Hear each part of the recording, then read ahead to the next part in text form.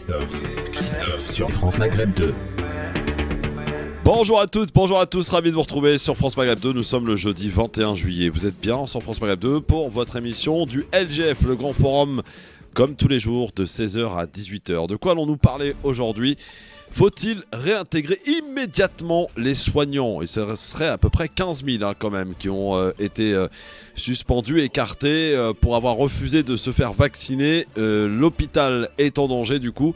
Est-ce qu'il faut, comme l'avait laissé entendre Emmanuel Macron à un temps, réintégrer les soignants et sans condition maintenant, tout de suite ? On en reparlera tout à l'heure avec un sénateur qui sera avec nous, puisqu'on parle d'ailleurs de ce sujet en ce moment même au Sénat. Nous allons parler aussi d'une proposition de Madame la maire de Paris, Anne Hidalgo, qui envisage de réserver une voie sur le boulevard périphérique aux taxis et au covoiturage. Est-ce une bonne idée ? Vous nous appellerez Ami Taxi VTC 01 40 33 9000 tout à l'heure. Bon alors évidemment pour l'instant c'est loin d'être fait. On en reparlera d'ailleurs avec notre Nicolas National qui a fait une longue intervention au Conseil de Paris là-dessus. Et puis on va parler aussi de ce qui peut être extrêmement dérangeant dans certains quartiers l'été, les tirs d'artifice, les tirs de mortier. Quelle solution ?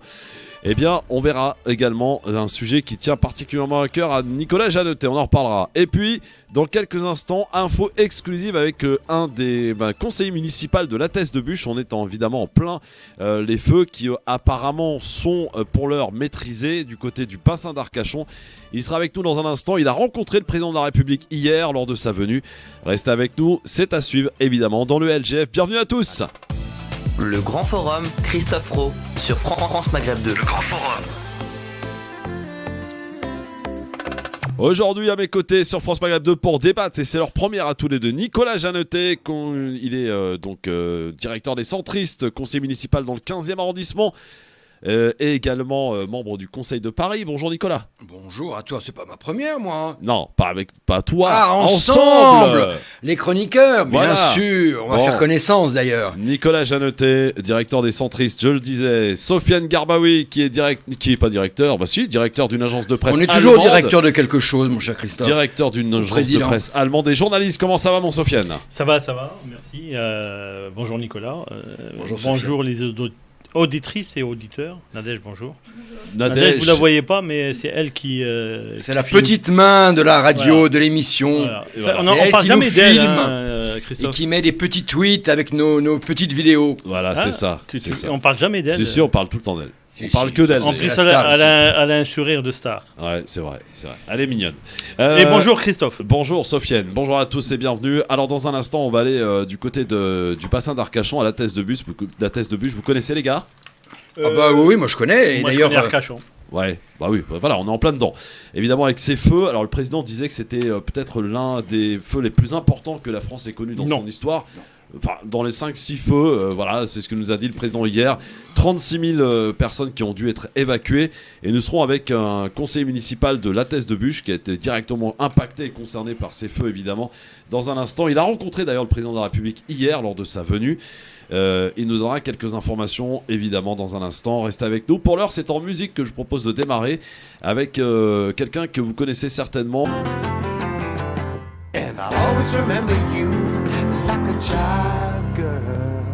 Alors ça vous rappelle des souvenirs les gars, j'imagine, cette chanson. Moi ça me rappelle mes révisions de maths. Ah ouais. Youssouf Islam, puisqu'il s'est converti à l'islam. Il est né à Londres en 1948 et un 21 juillet, donc l'occasion de réécouter cette magnifique chanson.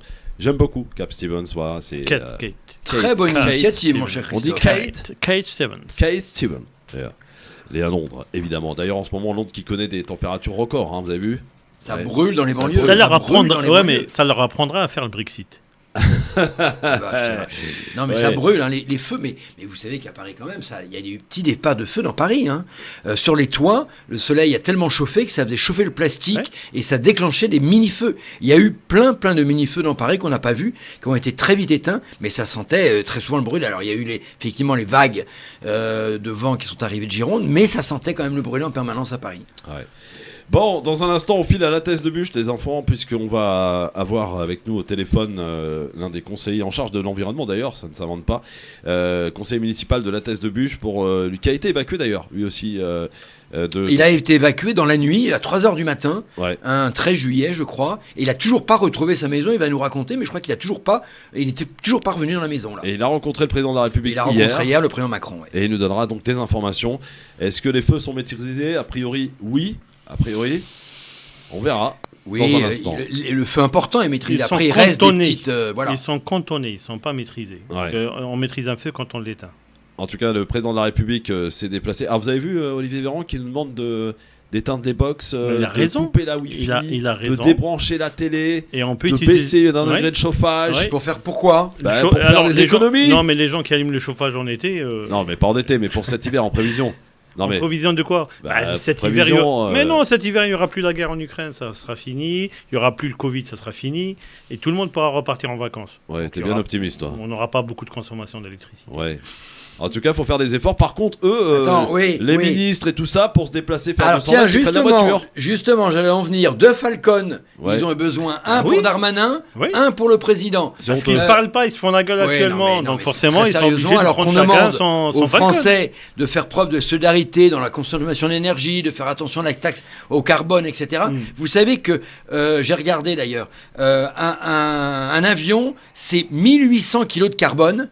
Et tu multiplies par 2, ça fait 3,6 tonnes de carbone qui ont été déchargées dans le ciel à cause de ces deux CV. C'est pas la première fois que le président Macron fait ça. En 2017, dans 2017, il avait été voté pour les législatives au Touquet en Falcon. Ah oui. Et le président Premier ministre avait été passé son week-end dans sa maison à Brad, je sais plus comment on dit, à Prades.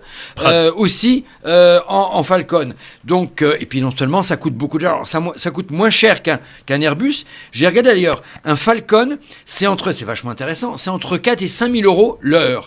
Alors qu'un Airbus, c'est 20 000 euros l'heure. Donc effectivement, c'est moins cher. Les calculs sont pas bons. Parce que c'est pas à l'heure, c'est pratiquement à la distance qu'on règle. Donc si tu fais une demi-heure, tu paies quand même 5 000 euros. Oui, enfin une fois que c'est entamé, bien évidemment. Voilà. Juste quand même, moi je voulais dire, c'est normal, vous voulez quand même pas qu'ils partent en trottinette. Non, mais faut pas exagérer. Non, après il y a des questions de sécurité. Effectivement, si effectivement il y a une bombe qui tue le Falcon, on a le ministre de l'Intérieur et le président de la République qui meurent d'un seul coup. Bon, c'est vrai qu'en termes de sécurité, mais enfin, j'ai adoré la réponse de l'Élysée qui a dit mais on s'est pris à la dernière minute, c'est normal, il a dû venir à la dernière minute. Non, mais pourquoi il est parti il y a 8 jours, le feu, il a commencé il y a 8 jours à Bordeaux, en Gironde. Il n'a pas commencé il y a 2 heures avant. Qu'est-ce qu'il est allé faire là-bas ? Qui ? Le président ? Il est allé pour soutenir les pompiers. Tu peux les soutenir pour de les loin. Remercier, et pour se rendre compte de la situation sur le terrain. Et voilà. Tu peux les soutenir en augmentant. Tu peux les soutenir en augmentant les moyens. Tu peux les soutenir en permettant une meilleure rétribution de meilleur salaire.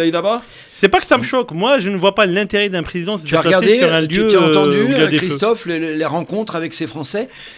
C'était quand même un peu ubuesque. C'était merci Monsieur le Président, bravo Monsieur le Président. On a cru qu'on était encore en campagne. Monsieur le Président, on est content de vous voir Monsieur le Président. Et il a raison. Il n'y a eu aucune annonce, aucune annonce officielle. Si ce n'est qu'on va reconstruire les campings sous un nouveau plan d'urbanisme, enfin le plan du littoral, et c'est normal, mais il n'y a vraiment pas eu beaucoup d'annonces, et c'était vraiment encore gloire à Macron. Ouais, bon. En plus, on choisit les gens qui viennent l'applaudir. Évidemment. Donc à quoi ? Pourquoi il est déjà élu ? Ça va, il peut pas se faire réélire encore. Pas été, on lui aurait reproché. Mais non, oui, non. C'est vrai. Sofiane. Oui, non, mais déjà on lui a reproché qu'il est parti en retard. Mais à ce moment-là, c'est-à-dire il faut pas partir juste pour partir. Ouais. Bon, ça fait de belles images. On en reparle dans un instant. En bras de chemise, à côté d'élus, de pompiers. Moi, je l'aurais bien vu avec un casque et avec une lance à incendie. Ouais. Bon, dans un instant, ça aurait de la gueule. On va voir ce qu'en dit notre conseiller municipal de la Thèse de Bûche qui sera avec nous dans un instant. À tout de suite. Le LGF, merci d'être avec nous en direct sur votre radio France Maghreb 2. Et ici, on dit tout haut ce que beaucoup pensent tout bas avec à mes côtés aujourd'hui Nicolas Jeannetet et Sofiane Garbaoui sur France Maghreb 2. Soyez les bienvenus, amis auditrices, auditeurs. Vous le savez, l'actualité de cette dernière semaine, ça a été évidemment ces feux dramatique du côté de la Thèse de Buch, d'Arcachon et de tout le secteur, de la dune du Pilat. Et on est en ligne avec Pascal Bérillon, qui est conseiller municipal de l'Attest en charge de l'environnement. Monsieur Bérillon, bonjour. Bonjour. Bonjour et merci merci de me laisser ce temps d'expression. Oui, effectivement, à la Thèse de Buch, c'est un feu qui a été dramatique, qui est malheureusement pas fini. Plus de 16 000 personnes ont été évacuées. Et l'information la plus récente que je puisse vous donner, c'est que depuis une demi-heure, 3 000 habitants de Pilat-sur-Mer peuvent revenir chez eux, car c'est sécurisé. En revanche, beaucoup de secteurs encore ne sont pas accessibles à la population. Pourquoi ? Parce qu'il y a encore des départs de feu, parce qu'il y a des fumées très toxiques, et c'est quand même assez inquiétant. Alors nous espérons que dans les prochains jours, ça va s'arranger, mais il faut bien prendre conscience qu'on a affaire à un véritable drame écologique, un drame économique en même temps. Écologique parce que c'est une forêt millénaire, la forêt usagère de l'Attest, qui malheureusement n'a pas eu l'entretien suffisant pour éviter cet incendie. Et économique parce que nous avons des campings et des restaurants qui ont brûlé. Et il faudrait pas que les personnes pensent que le bassin d'Arcachon n'est plus accessible. Il y a tellement d'autres choses à faire sur notre département de la Gironde et sur le bassin d'Arcachon que je tiens à dire à ceux qui veulent venir en vacances, venez, il y a de quoi faire. Je confirme d'ailleurs. Voilà la situation. Alors maintenant, moi, à titre personnel, je fais partie des personnes qui ont été évacuées. Alors comment ça s'est passé ? 14 juillet, 3h du matin, première évacuation. Attention, il y a des fumées, on s'en va. 3h du matin, retour, ça va un petit peu mieux. Et puis, 14h, là, il y avait le feu à quelques dizaines de mètres de ma maison. Quelques dizaines de mètres. Évacuation en urgence, les pompiers étaient là. Bon, je vous rassure tout de suite, tout s'est bien passé, il n'y a pas eu de dégâts. Mais je peux vous dire que c'est impressionnant et c'est très stressant. Ça fait, pour la plupart des personnes évacuées, une semaine que nous ne pouvons pas rentrer chez nous. Certains ont encore des animaux, des chiens, enfin pas des chiens mais des chats ou autres qui sont restés soit dans les jardins, soit dans les maisons. Donc on a essayé de faire un convoi pour aller les nourrir. Convoi qui a dû être annulé parce que reprise de feu. Nous sommes sur une situation très difficile parce que le vent tourne. Vous voyez là, il est 16h20 dans l'après-midi. La chaleur remonte, le vent tourne, il y a des changements de marée. Et les feux peuvent redémarrer de partout. Surtout que les feux aussi sont souterrains. Nous sommes sur une forêt de pins, de conifères, de forêt de chênes, forêt très ancienne. Et tous ces vieux bois, ils sont là, il faut ressortir des fumées. Et tant que rien ne sera sécurisé, on ne pourra pas permettre aux personnes de la préfecture, et la préfète de région insiste là-dessus, c'est la sécurité des personnes qui prime avant tout. Voilà ce que je voulais vous dire sur la situation de l'Attest à cet instant. Merci monsieur Bérillon. Alors, vous avez rencontré hier, je crois, le président de la République qui est venu sur le terrain se rendre compte de la situation. Vous avez pu échanger avec lui. Qu'est-ce que vous avez pu lui dire ? Enfin, moi personnellement, je n'ai pas échangé avec lui, on mis une poignée de main, mais c'est surtout le maire de l'Attest qui des autorités locales qui ont pu échanger avec le président et le président de la République parmi les grandes annonces, a dit voilà, il faut un plan national pour la forêt, il faut aider l'économie locale, le tourisme, l'hôtellerie. Bon, sont des messages qui ont été longuement développés hier sur les médias. Enfin, ce qui est quand même bien, c'est que moi j'ai observé que le président de la République a pris le temps d'écouter tout le monde, en particulier les personnes qui ont été sinistrées, parce qu'il y a eu des personnes qui ont perdu et leur maison, leur activité, restaurants, les campings, les restaurants des plages océanes. Enfin, voilà, il était là et avec beaucoup d'empathie, ce qui est déjà très important. Oui. Alors, monsieur Bérillon, Nicolas a une question à vous poser dans un instant, mais moi je voulais vous demander concrètement aujourd'hui, à l'heure où nous parlons là, est-ce que la situation est sous contrôle ou pas ? Bon, la situation est globalement sous contrôle dans la mesure où il n'y a pas de risque de feu près des habitations. Maintenant, est-ce de dire que la situation est fixée ? Non. On ne peut pas dire qu'elle soit fixée, d'où justement, d'où l'impossibilité pour les personnes expulsées de revenir, évacuées, de revenir chez elles, parce que c'est trop dangereux encore. Fumée, feu qui ressortent là où on les attend pas. Je peux pas vous répondre. C'est la préfecture qui nous dira quand ce sera possible ou pas. Et un des syndicats les plus importants des pompiers ont déploré un manque de moyens criant. Vous confirmez, Pascal Berrion ? Je ne peux pas vous répondre. Nicolas Jeannetet, question. Je n'ai pas les compétences pour vous répondre. Sur Pascal, cette bonjour. Bonjour Pascal. Bonjour Nicolas. Sans vouloir polémiquer, tu n'es pas obligé de répondre. Tu l'as dit tout à l'heure, par manque d'entretien des forêts. La faute à qui ? Sans parler d'ailleurs de fautif, mais ces forêts, elles doivent être entretenues par qui ? Bon, la forêt usagère, elle est d'abord, forêt usagère, cas unique en France. Des règles de droit qui datent de 1468, les bêtes et les transactions. C'est-à-dire que c'est un droit médiéval qui fait que il y a des propriétaires de forêts, ils sont à peu près 400, mais les habitants des communes du secteur de La Teste de Bûche, Gujan-Mestras, Arcachon, la pointe du Cap Ferré, peuvent venir chercher leur bois de coupe et de chauffage. D'accord. Mais le problème, c'est que cette forêt, elle a jamais été totalement entretenue, parce qu'il aurait fallu faire des grands pare-feux, des grands passages. C'était plutôt en fouillis, en taillis. Bon voilà, je veux pas faire de polémique parce que c'est tout le monde est attaché à cette forêt usagère. Bon, sauf que maintenant qu'elle a brûlé, il va falloir remettre à plat les règles. Ouais, effectivement. Sophia, une question peut-être. Oui, je suis content déjà pour vous qu'il n'y ait pas eu qu'il n'y a pas eu de morts, de dégâts. Mais de dégâts, on ne sait même pas, puisqu'il n'a pas revu sa maison encore. Non, mais en même temps, il n'y a pas eu de victimes. Il n'y a pas eu de victimes humaines. Oui. Parce que je pense qu'il y a peut-être... Oui, on vous écoute. Il n'y a pas eu de victimes humaines, donc c'est déjà un bon voilà, point positif, aucune victime humaine. Voilà. Maintenant, les dégâts matériels, à titre personnel, je ne suis pas touché. En revanche... Mais tu n'as pas encore vu ta maison, Pascal. Un restaurant de 3 maisons... Et tous les campings du Pilat, dont le fameux camping des Flots Bleus, connu par les films camping, qui ont brûlé, ainsi que les restaurants des plages. Moi, je voulais vous poser une question. Question, Sophie. Une question. Est-ce que parce que là, on a, comme vous dites d'ailleurs dans votre introduction, que c'est par rapport au manque d'entretien de la forêt. Ça, on en avait parlé déjà la dernière fois à cette même antenne. Oui. Moi, je veux vous poser une question. Est-ce que aussi l'activité humaine telle qu'elle est établie sur place n'a pas été une des causes aussi de la réalisation de ces feux? Et est-ce qu'on peut continuer, d'accord? C'est-à-dire là, parce que j'ai entendu un peu le président ce qu'il a dit, c'est-à-dire on va essayer de refaire la même chose?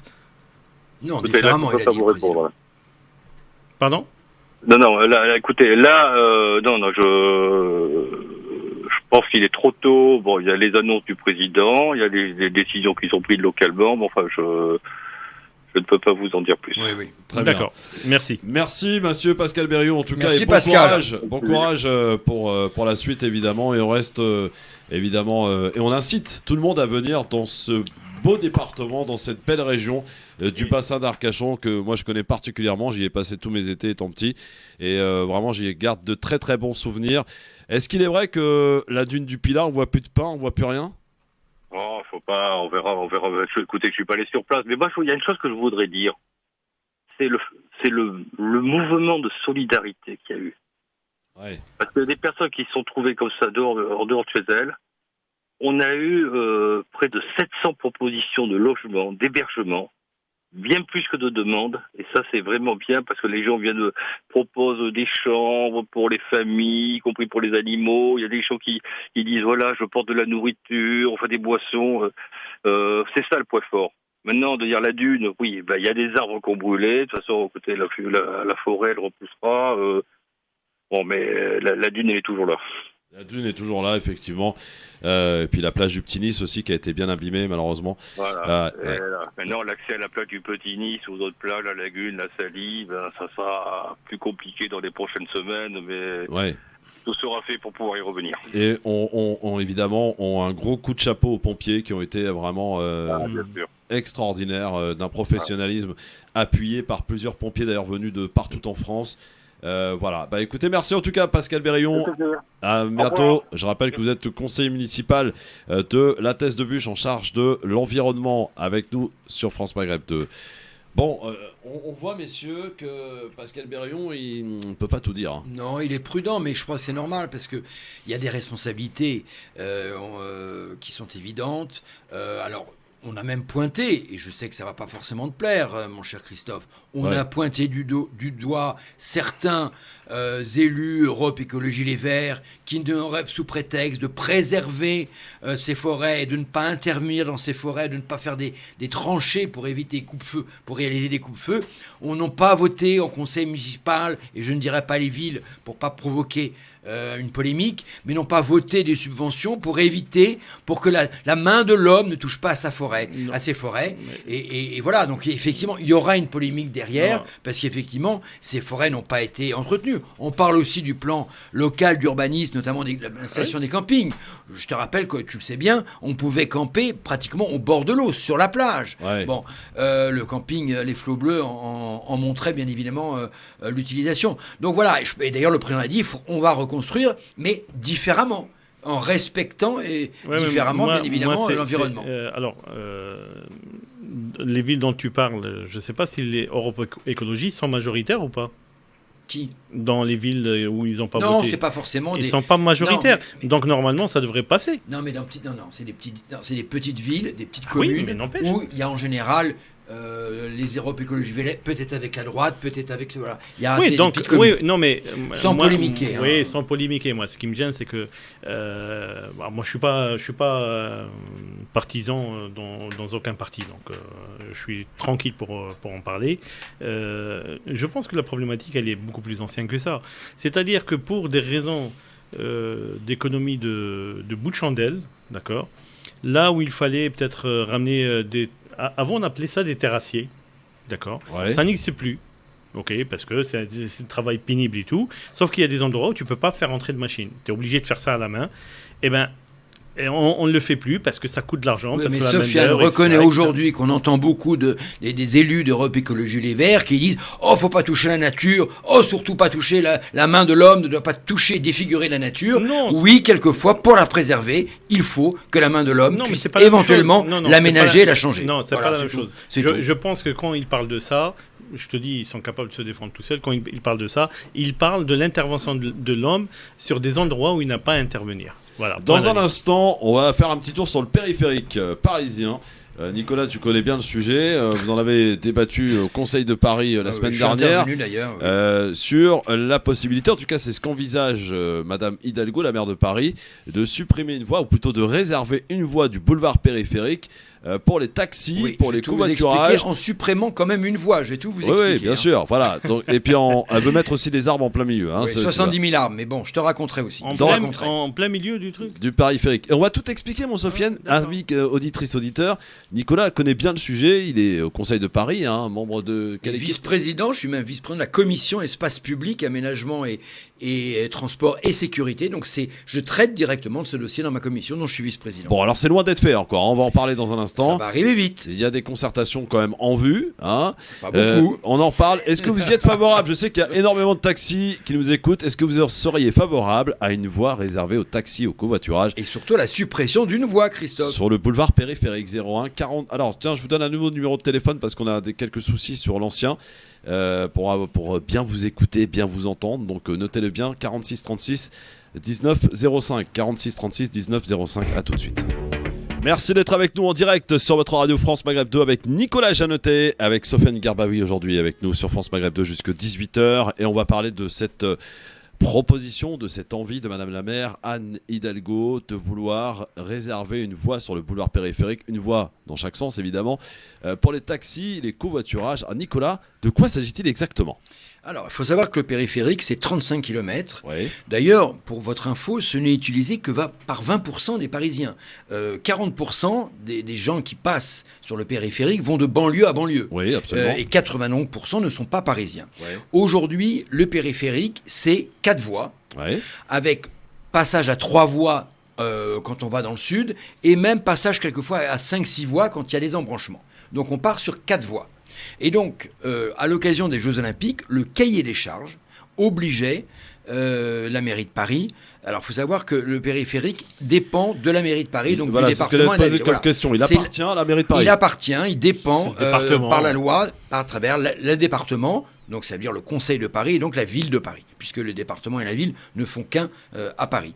Et donc, le cahier des charges des Jeux Olympiques de 2024 oblige la ville de Paris à réserver une voie pour transporter les athlètes, pour du covoiturage et pour des transports d'urgence, de pompiers et d'ambulances. Voilà. D'accord. Et donc, ressort sous la table, sous le tapis, un vieux dossier, mais qui n'est pas si vieux que ça, puisque déjà en 2019, il y avait une mission d'information qui avait réuni l'ensemble des formations politiques, qui est arrivée d'ailleurs à une conclusion commune, c'est-à-dire il faut réserver sur ce périphérique, quoi qu'il arrive, une voie pour les taxis, pour le covoiturage et pour les transports rapides aéroport à aéroport. Sauf que là, il n'a rien fait depuis 2019, puisque le rapport disait à Anne Hidalgo à l'époque, commencer à réfléchir sérieusement et à converser avec les maires, la région et l'État pour essayer de commencer à avancer. Depuis 2019, rien du tout. Et là, en 2022, avec le cahier des charges, elle nous annonce subitement non seulement qu'il y aura une voie, bien évidemment, réservée, mais qu'on va en supprimer une autre.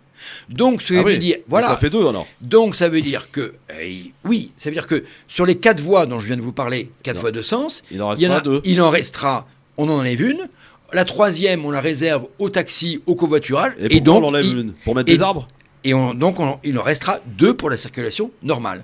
Tout simplement parce qu'elle veut homogénéiser aussi avec le sud du périphérique, puisque le sud, de toute façon, je vous l'avais dit au départ, c'est 3 voies.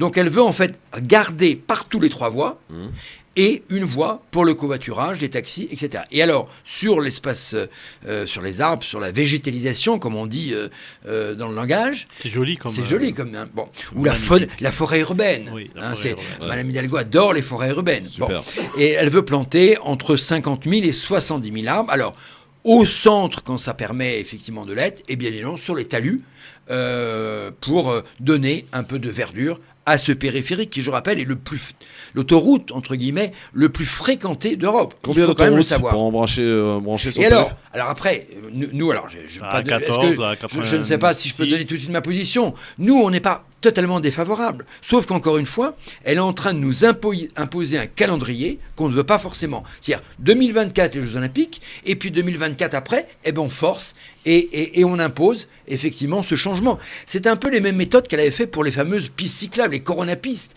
qu'elle avait imposées en plein mois d'août, en plein Covid dans Paris.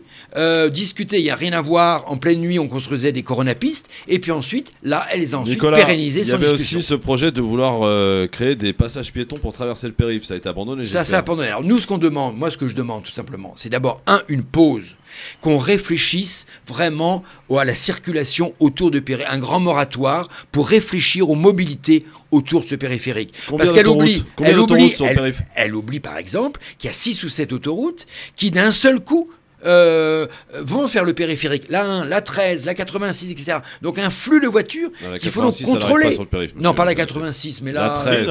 Si, la 86. Mais si, mais où ça? Vous êtes fous, quoi? Il n'y a pas la 86. Tu la récupères. Tu la récupères une autoroute pour récupérer la 86. La 86, tu débarques à Saint-Denis, tu récupères de Saint-Denis. D'accord, mais tu ne débouches pas directement sur le périph'. Il y a plein d'autoroutes. La 6, la 4, la 13. Voilà, il y en a plein. Par exemple. La 14. Donc, il faut, je pense, d'abord discuter, avec l'État, avec la région. Là, aucune discussion. Comme Mme Hidalgo est fâchée à Mme Pécresse, il n'y a déjà aucune discussion. Elles sont fâchées? Elles sont fâchées, oui. Même pas au courant. Bon, et d'ailleurs, Mme Pécresse la région a fait un sondage, qui a quand même une étude qui a fait 90 000 personnes. 90% des gens étaient contre l'aménagement de ce nouveau périphérique. On va voir ce qu'on pense des taxis. Allez. On est avec Omar qui nous attend au standard 01 46 36 19 05. Oui, Sofiane. Moi, je poserais une question. Oui. Pourquoi on ne lève pas le périph'? Ah bah non, tu peux pas. On peut pas. Je pose la question. Bah non, tu peux pas. Tout le monde nous dit on peut pas. Bah non. Et les voitures vont transiter par quoi? Par les quais? Par les quais de Paris? C'était le cas avant. Alors, maintenant, il faut peut-être repenser le périph' différemment à ce qu'il est pour laquelle, parce que la destination première du périph', c'était de contourner Paris. Ouais. D'accord. Ouais.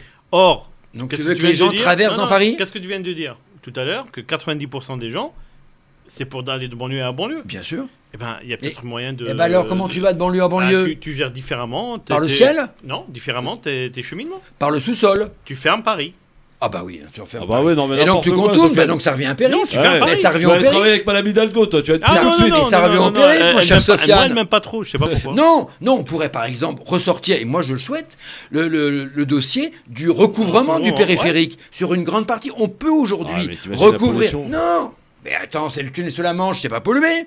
Oui. Bon. Ah bah alors, on pourrait très bien recouvrir le périphérique et mettre des arbres et surtout dessus. peut-être faire de vrais transports en commun. Et voilà. Ah, ça c'est pas mal. Et ça aussi, tiens. C'est pour ça que je te dis, on peut enlever le périph'. Sofiane ouvre un sujet. Il y aura 2 nouvelles lignes qui vont être la 15 et la 14. La 14, oui, l'extension. La 15... La 14, c'est pas encore fait. Elle n'est pas finie. Et non, mais attends, l'extension, parce que là où elle devait aller, c'est pas encore... Mais surtout la 15. La 15 doit faire le tour du périphérique. Normalement. Doit être en fait la reproduction du périphérique. On pourrait peut-être attendre quand même le métro 15 avant d'envisager de supprimer presque 2 voies sur le périphérique. Et puis la 14 est en ce moment, les travaux sont en train d'être faits là, c'est en ce moment. Oui. Pour un prolongement vers Orly, l'aéroport d'Orly. Voilà. Mais je te dis, c'est pas encore fait. Non, c'est pas encore fait. C'est pas encore fait, ils travaillent, ils sont en train de faire les travaux. Non. Quand tu fais les tu vas dans le métro, t'annonces. Non, quand tu fais les travaux, ça veut dire que c'est fait. Ouais. Parce que les travaux, tu attends que ça finisse pour aller à l'endroit où tu es censé arriver. Ouais. Sauf que je te dis, là, financièrement, c'est pas encore fait. Bon, alors on accueille Omar qui nous appelle au standard. Salut Omar. Oui, bonjour Christophe, bonjour à tous vos invités. Chauffeur de taxi Omar, hein, c'est ça? Oui, chauffeur de taxi depuis 2010, j'ai tout vécu. J'ai vécu le Covid, j'ai vécu l'arrivée d'Uber, laisse tomber. Omar, est-ce que tu serais favorable à une voie réservée aux taxis au covoiturage sur le boulevard périphérique? Et à la suppression d'une voie? Évidemment. Bah, un taxi, forcément. Bien sûr. Ouais. Parce que, excusez-moi de vous couper, monsieur, pardon. Je vous en prie, parce que nous, quand il y a eu la loi Thévenoud, on nous avait promis un couloir de bus pour aller aux aéroports. Et on nous a bloqué les prix. Je sais, c'est vrai. Totalement d'accord, totalement d'accord. Monsieur Macron. Il n'est pas sous le tunnel du Landy, là où ça bloque. Ouais. Et c'est entre 6h et 10h du matin. Ça veut dire le soir, moi si je chope un client, on va dire, allez, du centre de Paris pour aller à Roissy, c'est pas rentable pour moi. C'est une horreur. D'ailleurs, c'est pour ça qu'on prend souvent maintenant des mototaxis. Ça coûte beaucoup. Oui. Bah, ça coûte 2 fois plus cher. Non, il y a du travail pour tout le monde. Mais moi, je vous parle du prix. Après, même pour Paris, c'est le moment de transition qui est un peu compliqué. Parce que, mine de rien, moi, je suis pas un pro-Hidalgo. Mais ce qu'elle fait, c'est pas mal aussi. Qu'est-ce qui est bien alors? Qu'est-ce qui est bien chez Madame Hidalgo? Non, c'est un moment de transition. Les taxieurs, ils aiment bien Hidalgo. Elle, son erreur, je vais vous dire. Après, voilà, je reste qu'un simple sauf. Moi, je vais vous dire. C'est quand je fais des travaux chez moi, j'y habite pas. La seule erreur, elle est là. Eh ben oui. C'est un problème de méthode. Après, la méthode Hidalgo qui coince. Je vous dis merci, et parce que j'ai un client là. C'est vraiment du vécu en direct là. Paris, parce qu'après la Deuxième Guerre mondiale, on n'a pas pu étendre Paris. On a laissé coincer dans le périph'. Que les autres capitales se sont étendues, comme Berlin, Londres. Après, vous allez me dire... Berlin, c'est 12 fois Paris en superficie. Heureusement que Paris n'a pas été bombardé, parce que c'est un joyau. Ouais.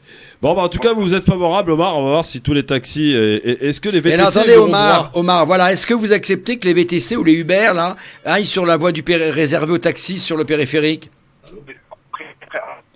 Je vous provoque. Non, mais... je vais pas la dire à la radio. On vous entend pas. Il est sur un tunnel. Il est sous un tunnel. Il nous fait le coup du tunnel, Omar. Là. Quand on parle des VTC, des Uber, il fait le coup du tunnel. C'est fou, ça. Merci, Omar. En tout cas, alors on a un autre auditeur, là, parce que les amis taxis sont, tu sais, qu'on est première radio sur les taxis, nous. Sadou, bonjour. Oui, bonjour. Bonjour, Sadou. Tu nous appelles de Paris, j'imagine, hein? Oui, j'appelle de Paris, justement. Chauffeur de taxi ou pas, Sadou? Je voudrais juste dire une chose, c'est que Madame Hidalgo arrête le massacre sur Paris. Vous êtes taxi ou pas, Sadou? Non, je suis un particulier, mais j'ai besoin de rouler, j'ai besoin d'aller travailler, et le périph' il est déjà saturé. C'est vrai que les taxieurs, ils souffrent, parce qu'ils mettent plus de temps pour aller, par exemple, comme il a dit le monsieur là, de Paris à Orly ou à Roissy. Mais nous aussi, on a besoin de travailler, d'aller à notre boulot. Donc moi, je mets 1h30 pour faire 15 km. Mais ça, c'est pas la faute à Hidalgo. Non, si, c'est la faute à Hidalgo, parce qu'en ce moment, il y a plein de travaux à Paris. Déjà, les pistes cyclables, il y en a trop. Il y a beaucoup de travaux. Paris, c'est n'importe quoi. Je vous dis, dans certains endroits, c'est n'importe quoi. Il y a la rue Rivoli, elle est... Elle est fermée. Non, elle est ouverte. Non, Elle est ouverte la circulation. Mais Sofiane, t'es quoi? T'es non. adjoint d'Hidalgo, quoi? Non, mais elle est ouverte. Elle n'est pas ouverte, elle est fermée. Non, elle n'est pas ouverte. Elle est fermée à la circulation. Excusez-moi, je prends. Non. Je prends la route tous les jours. Moi, je conduis pas. Vous savez. Tu prends la route comment alors à pied? Il conduit pas, mais il prend la route à pied. Alors forcément, il prend la route de la rue de Rivoli. Nicolas. Soit je prends des VTC, soit je prends des taxis. Ouais. D'accord. Les taxis, ils ont le droit d'aller. Non. Les VTC à un moment n'avaient plus le droit. Oui. Depuis quelques mois, la route. Mais c'est bouché. Mais non, elle a été ouverte. Mais c'est bouché. La circulation. Mais c'est donc bouché. ça soit bouché. Il n'y a qu'une voie. Mais c'est une autre paire de manches. Non, mais attends. La rue de Rivoli. Moi, je suis un cycliste, tu vois, en plus. Je vais être très honnête et très franc. Mais il faut, la rue de Rivoli, elle est trop grande. Non. Il fallait mettre 2 voies à la circulation pour les voitures. Moi, je suis. Non, mais moi, je suis. Non, parce que quand ça a été fermé complètement la circulation, il y avait que les taxieurs qui avaient le droit de passer. Ouais, ça a été ça a été je vais dire le mot, le bordel total pour les gens comme monsieur qui lui a besoin d'aller travailler aussi, parce qu'il n'y a pas que les taxieurs qui ont besoin de rouler, il y a des gens, des artisans. Il n'y a qu'une voie sur la rue de Rivoli. Oui, il faudrait en ouvrir 2 parce qu'elle est toujours fermée. Moi, toujours bouchée. Moi, pour l'instant, j'ai pas compris l'aménagement de l'espace voilà. Oui, voilà. mais moi, un gros d'espace pour les vélos. Mais sauf ce que Pourtant, je dis, c'est-à-dire qu'il faut donner des informations correctes. Quand on dit qu'elle est fermée, c'est-à-dire que plus personne ne peut l'utiliser. Elle est ouverte à la circulation, simplement, comme tu dis, cher Nicolas, et là je te rejoins, il y a une voie. Le reste, on ne sait pas à quoi ça sert. Ouais. Au vélo, et donc il y a trop de place. Un dernier mot, donc c'est le bordel à Paris, on est d'accord, hein, Sadou? Oui, on est d'accord. Il est parti. Merci beaucoup. 01 46 36 1905, 01 46 36 19 05 pour intervenir, pour nous dire si vous seriez favorable à une voie réservée aux taxis et au covoiturage sur le boulevard périphérique, plus la suppression d'une autre voie pour planter des arbres. Donc, vous voyez, le périphérique est déjà largement saturé. Là, imaginez ce que ça peut donner. Tu prends parti, là, Christophe. Mais non, je prends pas parti. C'est un fait. C'est un fait. Et si on mettait des passerelles pour traverser? Mais il y en a déjà pas mal. Il y en a déjà pas mal, oui. Non, sur tout le périph'. Ouais, donc ça veut dire couvrir le périphérique, ce que je proposais. On couvre le périphérique. Voilà. 01 46 36 19 05, à tout de suite sur France Maghreb.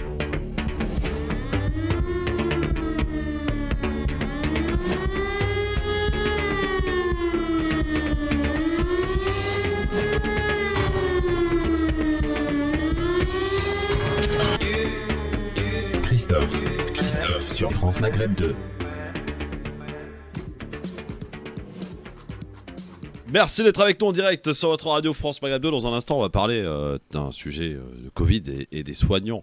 Vous savez que ça a été en discussion la semaine dernière à l'Assemblée nationale. Et c'est cette semaine au Sénat. Et d'ailleurs, j'ai vu que l'Assemblée nationale avait supprimé l'article 2. D'ailleurs, ça a fait beaucoup jaser. Et qu'en fait, le Sénat nous a réintroduit un espèce de passe aux frontières, Nicolas. Pas tout à fait. C'est un truc un peu bizarre, leur truc. Oui, d'ailleurs, j'ai pas tout à fait compris de quoi il s'agissait. On demandera à un sénateur dans un instant. On va demander tout à l'heure à un sénateur parce que ils le savent pas. Ils ont proposé facultativement de rétablir la demande de test avant d'embarquer si l'épidémie reprenait. Voilà, c'est toute la polémique, mais on va en parler tout à l'heure. Ouais. Ça repasse par l'Assemblée nationale pour une lecture finale, non? C'est ça? Oui. Ça va repasser, ça va repasser en commission mixte paritaire. Ah oui. Je crois dès dimanche. Et dès dimanche, a priori, il devrait y avoir le résultat de la commission mixte paritaire. Mais tu as oublié quand même à l'Assemblée une mesure fondamentale qui est passée hier. C'est la hache. Ah oui. Ah quand même, il faut le dire. Et d'ailleurs, je voulais juste... oui. Notamment qui ne dépendra plus du revenu du conjoint. Et ça, la LREM n'en voulait pas. Hein. Alors, LREM, pendant des années, les communistes et les républicains ont proposé pendant des années à l'Assemblée nationale de réformer la hache. Ouais. LREM a toujours refusé, on ne sait pas pourquoi. Ils ont refusé parce que ça venait pas d'eux, tout simplement. Ça venait des communistes bêtement. Surtout. Bon. De quoi? Ça venait surtout des communistes à la base. Bon, et ça venait aussi des républicains, puisque c'est Aurélien Pradier qui a souvent mené le combat. Et donc là, comme parce que on est dans un nouvel Parlement et que maintenant la Renaissance n'est pas majoritaire, c'est passé. Et je dirais tant mieux, parce que pour moi la hache c'est un peu c'est l'amour. En fait, c'est l'amour, puisque dans un couple. Tu touches la hache, c'est pas pour l'amour. Mais non, mais c'est pas ça. C'est-à-dire que demain, t'as un couple dont un des deux est handicapé jusqu'à maintenant. Mais il faut l'expliquer aux auditeurs. La hache, quand même, à la base, c'est donné à la personne handicapée en compensation, je dirais, de l'handicap. Donc, comment ça se fait que parce que t'as quelqu'un dans ta vie, t'es plus handicapé? Ouais, mais non, ça dépend des revenus, t'imagines? Non, je suis désolé. C'est-à-dire que demain, ta femme ou peu importe l'homme ou la femme qui soit handicapée. Elle gagne super bien ta vie. Ah bah tant mieux pour elle. D'accord, mais dans le foyer. C'est l'objectif de la. Justement, je suis assez partagé là-dessus, moi, je sais pas. Non, moi, ce qui me gêne, c'est qu'on relie quelque chose qui n'a rien à voir avec le fait qu'on soit en couple ou pas. Parce que là, c'est une compensation pour de l'handicap. Et parce que ta femme ou ton bonhomme gagne bien sa vie, mais c'est lui qui gagne bien sa vie, c'est pas toi. Bah oui, mais ça profite au foyer. D'ailleurs, là, il y aura 300 €, on a calculé, je crois, 300 € pour plus de 160 000 ménages. Oui, voilà. Donc il faut arrêter. 01 46 36 19 05, amis taxi ou amis automobilistes, on parle évidemment de cette proposition de Madame Hidalgo qui est pour l'instant loin d'être faite, hein, Nico, parce que ça doit passer ça doit être discuté quand même. En même temps, c'est dans le cahier des charges des Jeux Olympiques. Donc, on était obligé de faire cette voie de covoiturage sur le boulevard périphérique. Par contre, de supprimer une voie, là, on n'est pas obligé. D'ailleurs, elle ne le fera pas tout de suite. Elle le fera après les Jeux Olympiques. Donc, ce qui est toujours gênant chez Hidalgo, c'est la méthode. C'est-à-dire qu'elle veut, mine de rien, instaurer cette voie pendant les Jeux Olympiques et en profiter juste après pour commencer à réduire le périphérique pour qu'on ne soit que sur 3 voies, dont une voie sur le covoiturage. Mais moi, ce que je comprends pas, c'est qu'il faut attendre les Jeux Olympiques pour comprendre qu'il y a un problème sur le périph'. C'est extraordinaire. Non, puisqu'en 2019, justement, la mission d'évaluation avait déjà proposé ça. Mais elle n'a rien fait. Non, mais c'est une mission d'évaluation, on est bien d'accord. Mais la problématique, c'est pas... Moi, c'est ce que je te dis. C'est-à-dire qu'on attend les Jeux Olympiques pour réfléchir à une vraie problématique qui est comment les urgences, etc., sont gérées dans le périph'. Voilà. Ouais. On a tous été témoins de... Déjà qu'on a réduit la vitesse sur le périph'. Et puis le covoiturage, parce qu'il ne faut pas oublier quand même que trop de gens prennent leur voiture. Le chiffre, c'est 1,1 passagers par véhicule. 1,1. Pour vérifier ça, Nicolas, ça va être non, mais même. Il faut arrêter le covoiturage, c'est pas l'alpha et l'oméga de la circulation. Aux États-Unis, tu vois, sur les grandes autoroutes, il y a une voie de covoiturage. À l'entrée de Miami, je me souviens, il y a une voie spéciale de covoiturage. Il y a des caméras qui sont placées en haut sur les ponts et qui voient si tu as 1, 2 ou 3 personnes ou si tu es tout seul. Nicolas, tout ce qui se fait ailleurs n'est pas forcément transposable. Mais là, une bonne chose ailleurs peut être prise ici. Non, parce qu'avoir une caméra pour savoir à qui je suis dans ma voiture, je suis désolé, moi je suis pas pour. Ouais. Par exemple. Quand tu te fais flasher, l'autre jour t'es rentré bourré, t'étais en voiture, non. T'as été flashé, alors mais t'as pas payé ton amende d'ailleurs. Tu me demandes de te la faire sauter. Oui, exactement. Moi je refuse, tu vois. Nicolas, je suis un élu honnête. Tu vois, Nicolas, par exemple, pour moi, quelqu'un qui prend sa voiture alors qu'il est bourré, c'est un criminel. Oui, absolument. Ça n'a pas d'autre mot. Hein, c'est pas genre oui, j'ai oublié, machin. Non, c'est un criminel. Parce que s'il prend la vie de quelqu'un. Voilà. Et d'ailleurs, je vais te dire, c'est même pas le problème de l'alcool, c'est maintenant les drogues qui sont encore plus dangereuses en conduisant, notamment le cannabis et toutes les nouvelles drogues de synthèse. Oui, parce qu'on a l'impression de maîtriser. On a l'impression d'être au-dessus de tout. Alors, vos appels au 01 46 36 19 05, parce qu'on a un problème sur l'autre. 46 36 1905, pour retenir, c'est facile. On est avec Hamid de Paris. Bonjour Hamid. Hamid. Oui, bonjour tout le monde. Bonjour Hamid. Tu nous appelles d'où, mon Hamid? Bonjour. Donc, par rapport à madame j'allais dire une bêtise. Non, dis pas de bêtises. Elle nous écoute. Madame Hidalgo et le périph'. Oui, Hamid, on t'écoute. Oui. C'est très, très, très simple. C'est la G7 qui gère la circulation dans Paris. La G7, c'est-à-dire... Les taxis G7? Ah, les taxis G7? Taxis G7, oui. Hamid. Attends, Hamid, tu fais quoi? Ça peut vous paraître gros, oui, un peu. C'est la confidence d'un taxi. Oui. Voilà. Mais pourquoi tu es indépendant, toi? Tu es indépendant? Voilà. Ce qui a été fait sur le Rivoli, ça a été enlevé. Enfin, l'interdiction a été levée parce que les commerçants.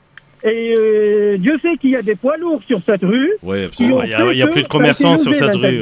Il y en a plus. Il y a quelques bars, quelques bistrots. Non, il y a le Meurice quand même. Il y a quelques magasins de luxe. Et puis beaucoup de trucs pour les touristes parisiens. Par rapport au manque de clients qui viennent en voiture et en VTC. Ouais, bon, passons. Ouais. Sur le périph'. Oui. Donc, elle va passer une voie en covoiturage et taxi, oui, qui sera ultérieurement partagée avec les bus et les vélos. Oui. Oh, les vélos, non. Non, pas les vélos, c'est interdit sur le périph'. Ça va venir. Non, c'est interdit sur le périph', c'est une autoroute, il est interdit de venir en vélo. Tout ce qui a été décrié avant, ça a été réalisé avec cette dame. Non, mais le problème vient d'où? Le problème vient de M. devrait voter pour moi, ce avec monsieur. son grande intelligence, qui a enlevé la gestion de la circulation dans Paris de la préfecture de police et l'a mise à son ami de l'époque, M. Delanoë, à la mairie de Paris. Il a raison. Maintenant, quand vous avez des bouchons et des gens qui klaxonnent partout, et vous avez des voitures de police qui passent, il n'y en a pas un seul policier ou un équipage qui va se donner la peine à gérer la circulation ou bien à régler ce problème qui devient... il a raison, la circulation sur le périph'. Oui, Nicolas, il a raison, Hamid, là. Oui, sur le coup, là, c'est la mairie de Paris qui gère. Oui, c'est pas la préfecture de police. La préfecture de police a autorité sur la mairie de Paris en cas effectivement de bouchons, quelque chose comme ça. Mais à la base, la circulation, c'est la police municipale, c'est-à-dire je sais plus combien, 400 policiers. C'est la polémique qui est au départ du préfet allemand avec Anne Hidalgo. Aujourd'hui, effectivement, on n'a que 400 policiers municipaux, à peine 100, même pas 80 je crois dans le 15e, et donc c'est effectivement la circulation dépend aujourd'hui de la police municipale. D'accord, bon merci beaucoup Hamid. Tu es taxi ou pas Hamid? Pardon? Est-ce que tu es taxi ou chauffeur Non, je suis simple usager, j'utilise beaucoup les VTC, je discute beaucoup avec les VTC, et je constate des choses qui sont vraiment pas normales par rapport à cette situation. La preuve, elle est très simple, la preuve, elle est sur le résultat des présidentielles. Madame 1,49. Hidalgo a eu 20 000 voix sur une ville de 3 millions d'habitants, et un nombre de salariés de la ville de Paris de 53 800. Donc, elle n'a même pas eu 40% de nombre de salariés de la ville de Paris qui approuvent sa politique. Vous allez me dire, oui, ça c'est les présidentielles, c'est pas la même chose que les municipales. Mais... Non, mais il y a aussi beaucoup de salariés de la mairie de Paris regardez les résultats, Madame la Hidalgo n'a pas eu la mairie du 14e où elle était candidate pour son premier mandat. 11e. Ah, premier. Et le deuxième mandat, c'est dans le 15e où je suis élu. Voilà. Merci Hamid, en tout cas, tu as l'air de bien connaître en tout cas les rouages de Madame Hidalgo. C'est pas ta copine, on l'a bien compris. Non, mais c'est pas aussi simple que ça. Quoi? C'est pas aussi simple que ça. Tu vas pas défendre Madame Hidalgo. Je la défends pas. D'abord, je dis que tout ce qui est circulation, c'est géré par la police municipale, comme dans toutes les communes. Donc il n'y a rien d'extraordinaire. Avec quand même avec la préfecture de police qui jette quand même un coup d'œil. Maintenant, pour des raisons pratiques, et ça c'était à l'époque de l'Allemand d'ailleurs, qui lui avait décidé que la circulation, ça l'emmerdait plus qu'autre chose et qu'il n'en avait pas à s'en occuper. Voilà. Il faut dire sauf aussi sur les Champs-Élysées, sur les grandes avenues quand même. Non. Après voilà. C'est-à-dire la rue de Rivoli, elle est ouverte ou pas alors? Elle est ouverte, mais le problème de la... le problème de la rue de Rivoli, c'est que moi, ce que j'avais pas compris à un certain moment, c'est pourquoi elle a été fermée. C'est un des axes principaux de désengorgement en plus du reste du centre de Paris. C'est-à-dire que là où tu peux désengorger un peu... En même temps, Sofiane, pour défendre Anne Hidalgo, c'est une belle avenue. Et qui pouvait être protégée parce que, souviens-toi, il y a 10 ans, 15 ans, c'était une avenue, mais c'était bouché 24 heures sur 24, sur 4-5 voies. Je crois qu'il y avait 5 voies au départ sur cette rue de Rivoli. 4 ou 5 voies, et c'était le bordel total. Mais ce qu'on peut reprocher à Hidalgo, au lieu de passer de 4 à 1, il y a peut-être le chiffre 2. Oui, mais on aurait pu faire 2 voies aux voitures et 2 voies pour les cyclistes. Paris, elle a été construite pour 200 000 voitures. Là, aujourd'hui, on est à 2 ou 3 millions de voitures. C'est-à-dire que les villes ne sont pas extensibles aussi. La voiture, je le reconnais. Les gens, il faut qu'ils comprennent. Il faut diminuer la place de la voiture dans la ville, comme dans toutes les villes du monde, parce que il faut respirer, il faut qu'on puisse respirer. Le centre de Londres, tu ne peux pas rentrer en voiture. Il faut payer pour rentrer en voiture. Absolument. Voilà. Bon, alors on en reparlera évidemment, parce que c'est loin d'être fait, Nicolas, pour conclure. On pourra en parler chaque mois. Non, mais là, on est où là? On est à quelle étape de cette... 2024. On lui demande demande une ouverture, une consultation et des études. J'ai même voté, alors tu me connais, j'ai même voté un vœu communiste qui demandait... Non, pas toi, Nicolas. Qui demandait une étude d'impact. Le monde part en rouille, pour ne pas dire autre chose. Une étude d'impact sur la circulation du périphérique. Donc, il faut qu'on fasse des études. De toute façon, pour les Jeux Olympiques, il y aura cette voie. Et puis après, on décidera tranquillement. Les études, j'ai un très bon bureau qui peut vous aider, c'est McKinsey. Ah oui. Ils sont pas chers en plus. Je sais pas si Hidalgo, Macron... Elles sont pas chères, hein. Bon, alors on va passer à un autre sujet, messieurs. Vous le savez, pendant le Covid, des soignants ont été arrêtés parce qu'ils ont refusé de se faire vacciner. Du coup, on parle d'un chiffre de 15 000 soignants qui auraient été suspendus pour avoir refusé de se faire vacciner. Ce n'est pas vrai. Ce n'est pas vrai. Ce n'est pas vrai. Tu sais bien que je suis très rigoureux sur l'information qu'on donne sur cette radio. Et le chiffre de 15 000, je ne sais pas qui l'a inventé. Je ne sais pas d'où il est sorti. Bah, il est là, il est partout dans les médias. Non. Les gens le colportent. Alors, c'est quoi le chiffre? Moi, je le donne. Vas-y, Nicolas, je t'en prie. Le ministre l'a donné hier. Il y a 2505 soignants, dont 75 médecins, 32 je ne sais pas quoi, 608 infirmiers, 601 aides-soignants et 51 kinés. Donc 75 donc on est loin médecins, des 15 000 alors. Non, 2505, on est loin. Et d'ailleurs, le chiffre n'est toujours pas stabilisé pour les pompiers, puisque les pompiers, on estime, nous, et très honnêtement, qu'il y a peut-être 100 ou 200 pompiers qui n'ont pas été vaccinés. Et certains syndicats chez les pompiers parlent de 5000. Donc tu vois, là aussi, les chiffres n'ont pas été vérifiés. Mais quand ils sont vérifiés, on arrive pour les soignants à 2505, c'est-à-dire qu'il faut 0,4%. De l'ensemble du personnel soignant. Je vais te dire un truc. Pour quand même connaître un peu le milieu médical, la plupart des médecins, aides-soignants, même les femmes de ménage, tout ce que tu veux, qui travaillent dans les hôpitaux, se sont vaccinés pour une simple raison, pour ne pas contaminer les autres, y compris les malades.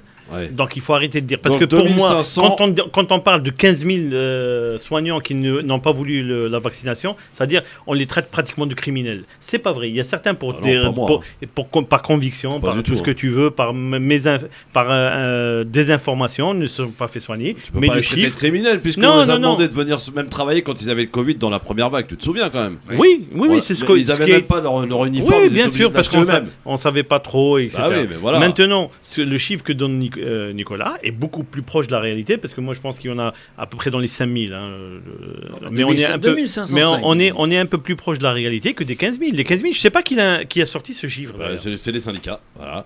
Il faudrait qu'ils arrêtent de dire des conneries, les syndicats. 2500, quoi qu'il en soit, l'hôpital est en manque criant de personnel. Je rappelle quand même qu'on ferme des services d'urgence la nuit par manque de personnel, qu'on ferme des lits, qu'on ferme des services parce qu'il n'y a plus personne. Est-ce qu'il faut donc, et la question elle est toute tranchée, toute là, et vous pouvez répondre d'ailleurs en nous appelant 01 46 36 19 05 et on va appeler un ou deux sénateurs pour nous donner un petit peu leur vision des choses puisqu'on en discute en ce moment même au Sénat après l'Assemblée nationale. C'est fini en fait. Oui, c'est fini depuis hier. Ouais, c'est fini depuis hier soir. Ils ont fini à 3h du matin. Moi, je l'ai suivi jusqu'à 3h du matin. Et là maintenant, ça passe commission mixte paritaire. À partir de dimanche. Commission mixte paritaire, c'est l'Assemblée et le Sénat réunis en restreint puisqu'ils sont 10 dans la commission mixte paritaire et doivent trouver un accord. Voilà. C'est-à-dire, pour juste expliquer un peu le truc, c'est-à-dire que l'Assemblée nationale vote en première lecture, ça passe au Sénat, il vote. Si les votes sont concordants, il n'y a pas de discussion. Si les votes ne sont pas concordants, ça revient à ce qu'on appelle une commission paritaire. Voilà. Alors, est-ce qu'il faut, amis auditrices, auditeurs, appelez-nous au 01 46 36 19 05. Juste une information. Moi, je suis quand même un peu étonné quand on dit qu'il manque que les soignants, qu'il manque des soignants, que l'hôpital est en crise, etc. Il faut savoir que une garde pour un médecin, donc je parle même pas des soignants, pour un médecin, c'est 10 € de l'heure. Mais Sofiane. D'accord. Quand le même médecin passe par l'intérim, il est payé 1 500 € la nuit. Mais Sofiane, t'as trouvé le sujet. Donc, le sujet, c'est uniquement une question de rémunération des soignants, des médecins et des infirmiers, etc. Le problème, il est juste les soignants, messieurs. C'est la question que je vous pose. Tu réintègres, oui, mais en même temps, c'est-à-dire que les gens qui se sont fait vacciner, c'est-à-dire qu'à un moment, il y a des règles qui doivent être établies pour tout le monde. Et à force de faire ce qu'on appelle des exceptions, eh ben, il n'y a plus besoin d'avoir de règles. Alors le débat au Sénat n'est pas là-dessus d'ailleurs, hein, parce qu'effectivement, il y a une tranche, un certain nombre de sénateurs, je crois qu'on va les avoir au téléphone, qui demandent la réintégration immédiate. Sauf qu'on avait oublié une chose, c'est que dans la loi Véran, ou je ne sais pas comment elle s'appelle, on n'avait pas imaginé qu'une fois que les soignants étaient suspendus, comment et quand ils allaient être réintégrés. Et tout le débat cette nuit qui était passionnant au Sénat, c'était de dire comment on va réintégrer et à quelle période on va réintégrer les soignants. Et ce qui a été voté hier, c'était la décision reviendra à la haute autorité de la santé qui décidera quand ils peuvent et à partir de quel moment. Sinon, ça aurait été une décision. Sinon, ça aurait été une décision politique du gouvernement, et là, à la limite, il pourrait jamais être réintégré. Mais là, et donc, on a fait un grand pas quand même déjà au Sénat. Mais Nicolas, là, les politiques jettent la patate chaude à la haute autorité. Alors que ça qu'existe la haute autorité. Oui, mais sauf que la haute autorité de la santé a déjà tranché la question. C'était une non-réintégration si vous n'êtes pas vacciné. Non, tu confonds avec le comité scientifique. Non, la haute autorité. Non, monsieur. Il faut suivre. Alors on va demander au sénateur. Macron y était favorable. Je pense qu'il d'ailleurs entre les deux tours des présidentielles. Mais Macron c'est en même temps. Il n'avait pas exclu de pouvoir réintégrer ses soignants. Oui, mais là il a exclu. Oui, là il n'en parle plus. Ça il est élu. Donc j'aimerais bien avoir vos avis, et surtout je sais qu'il y a beaucoup de personnel dans le monde hospitalier qui nous écoute, 01 46 36 19 05. Est-ce qu'il faut réintégrer les soignants qui ont été, comment on dit, suspendus, écartés Suspendus, parce que plus de salaire, plus rien. Ils ont été suspendus, plus de salaire, plus alors rien. je sais pas. Non, je crois pas, non. Je sais pas. Alors, certains. D'ailleurs, si vous avez été suspendu vous-même, vous pouvez nous appeler pour nous dire. 01 46 36 1905. Appelez-nous, amis auditrices, auditeurs. Est-ce qu'il faut réintégrer ou pas les soignants ? Il y a urgence, il y a un manque de personnel criant dans les hôpitaux. Je pense que la question, quand même, elle est toute posée. Je veux dire, messieurs, en toute logique, c'est oui. Oui, mais la question ne se... Enfin, honnêtement, c'est pas les 2500 ou même 5000 qui vont... Mais non, mais... un peu. Ça, c'est le faux débat qu'on veut nous obliger à suivre pour ne pas parler de la réalité de l'hôpital public. L'hôpital public, c'est un investissement, d'accord ? On investit dans l'hôpital public comme on investit dans l'éducation, comme on investit dans certaines choses qui sont régaliennes. La problématique qui se pose pour l'hôpital, c'est qu'aujourd'hui, un médecin bac plus 15, il touche 10 € de l'heure pour une garde. Il faut arrêter. On revient au même problème.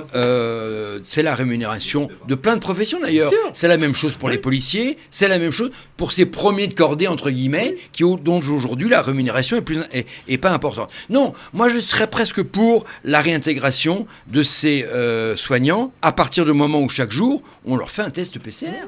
Si chaque matin on leur fait un test cher, PCR, ça, Nicolas. Non, ça coûte pas cher. Ou un test. Alors, on est avec Monsieur Alain Houpert, combien aujourd'hui sénateur. Taisez-vous. Monsieur Houpert, sénateur, avec nous en direct sur France Maghreb 2. Monsieur Houpert, bonsoir.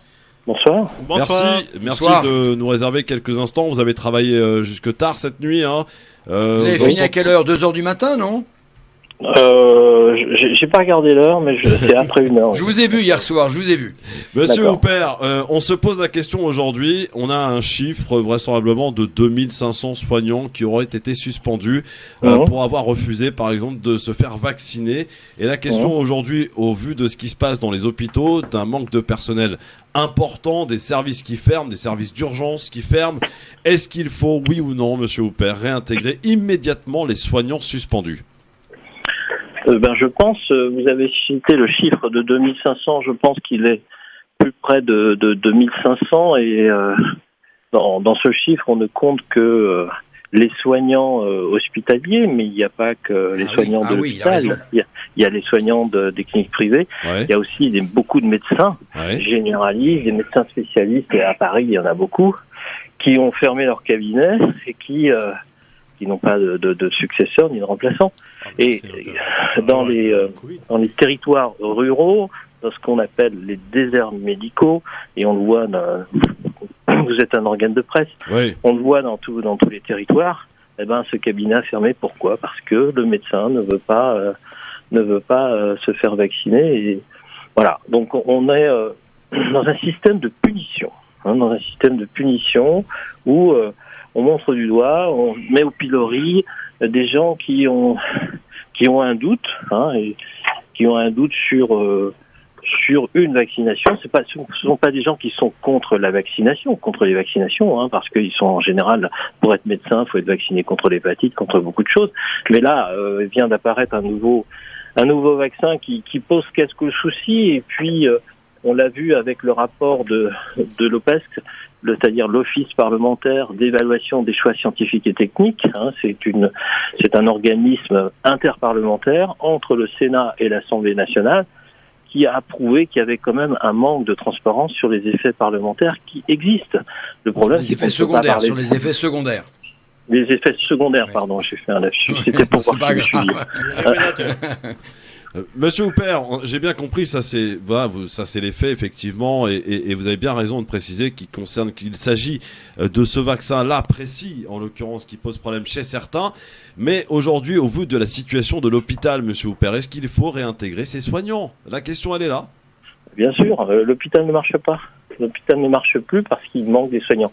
Même Martin Hirsch. Oui. Qui est le directeur de la PHP, ouais. L'ancien directeur, l'a déclaré il y a quelques jours sur un article sur je sais plus si c'est Le Monde ou Marianne, mais donc c'est quand même l'administratif numéro 1 en France pendant ces deux dernières années, et pendant cette gestion du Covid. Toutes les augmentations de salaire. Comment ? Mais qui a refusé toutes les augmentations de salaire, et donc il est mal placé pour...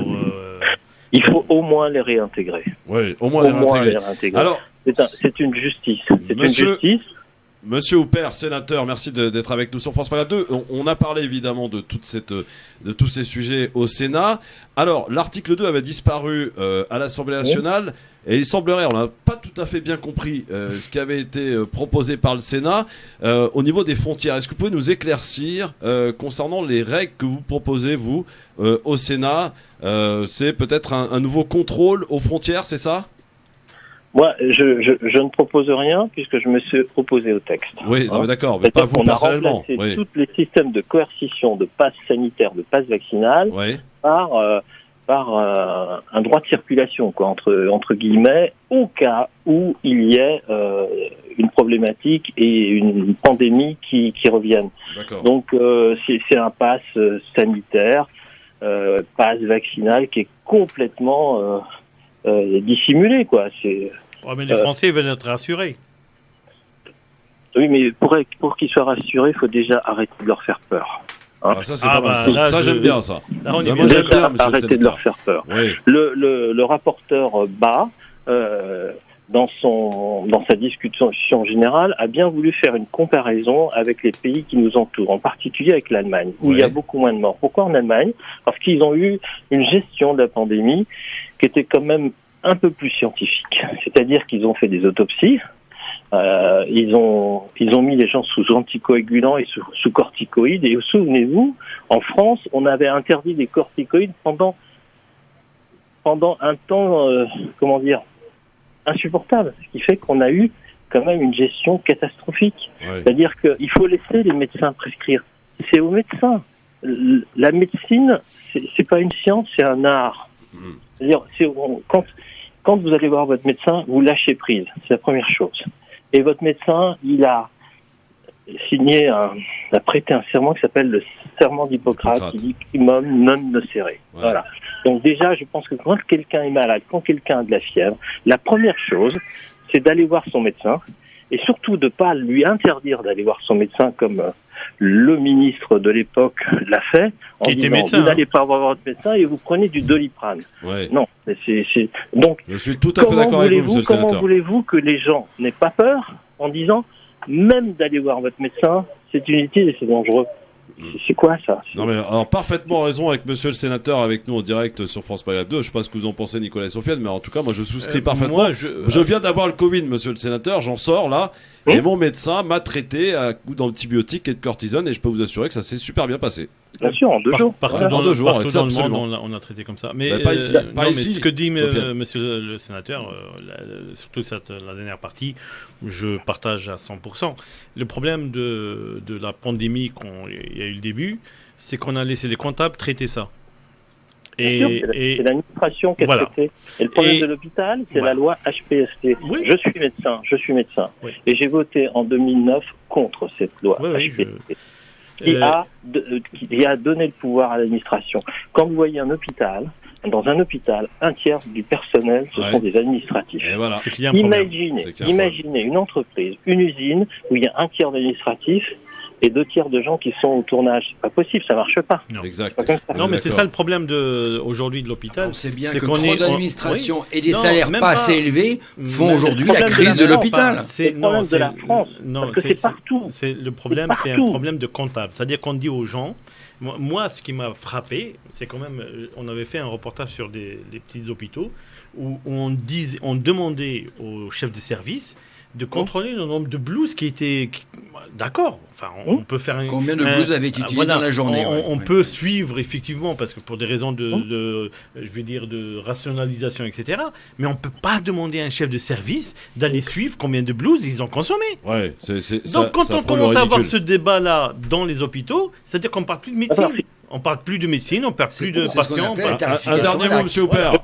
C'est ce qu'on appelle la tarification à l'acte. Si je peux me permettre de vous interrompre, la loi HPST a donné ce qu'on appelle la cotation T2A, c'est-à-dire la cotation à l'acte. Et celui qui l'a instauré, il s'appelle monsieur Castex. Oui, Castex, et c'était Claude Évin qui était ministre de la Santé. Ouais. C'est monsieur Castex. Non. Il n'était pas ministre de la Santé, M. Castex. Non, il était Premier ministre, M. Castex. Non, mais c'était avant. Claude Évin, il avait fait ce qu'on appelle le rapport sur l'hôpital 2007, parce que c'est quand même pas d'aujourd'hui que ça date, ça date quand même depuis un certain temps. Vrai, tu as raison. Et à l'époque, déjà, la T2A posait problème, parce que tout le monde avait relevé plutôt, que ça allait poser problème, parce qu'on ne peut pas, par exemple, un service d'urgence, comment on pratique les actes ? Faire de tarification Si quelqu'un vient parce qu'il a des angoisses, vous le tarifiez comment ? Vous le tarifiez pas. Mais c'est de la perte. Mais c'est considéré comme un patient. Et on va dire que les urgences, ça fonctionne pas. Merci, monsieur Huppert, en tout cas, de nous avoir éclairé, de nous avoir donné votre avis, d'avoir accordé quelques instants sur France Maghreb 2. À très bientôt, monsieur Alain Huppert. Merci beaucoup. Merci. Merci beaucoup. Merci, monsieur le sénateur. On va tâcher d'en joindre un sénateur dans un instant, qui lui est très impliqué aussi sur le sujet. C'est monsieur Loïc Harvey. On a fait tout le Sénat aujourd'hui. On aurait pu appeler Larcher quand même. On aurait pu appeler Larcher. Non, mais on aurait dû appeler Larcher quand même. Qui ? Larcher. Qui est Larcher ? Le président Larcher. Pas sûr qu'il nous réponde. Ah si. Dans un instant, on est avec vous sur France Maghreb 2 dans le LGF et on va parler des artificiers qui pourrissent la vie dans les quartiers aussi. Quand il fait pas la sieste, mortier. Restez avec nous.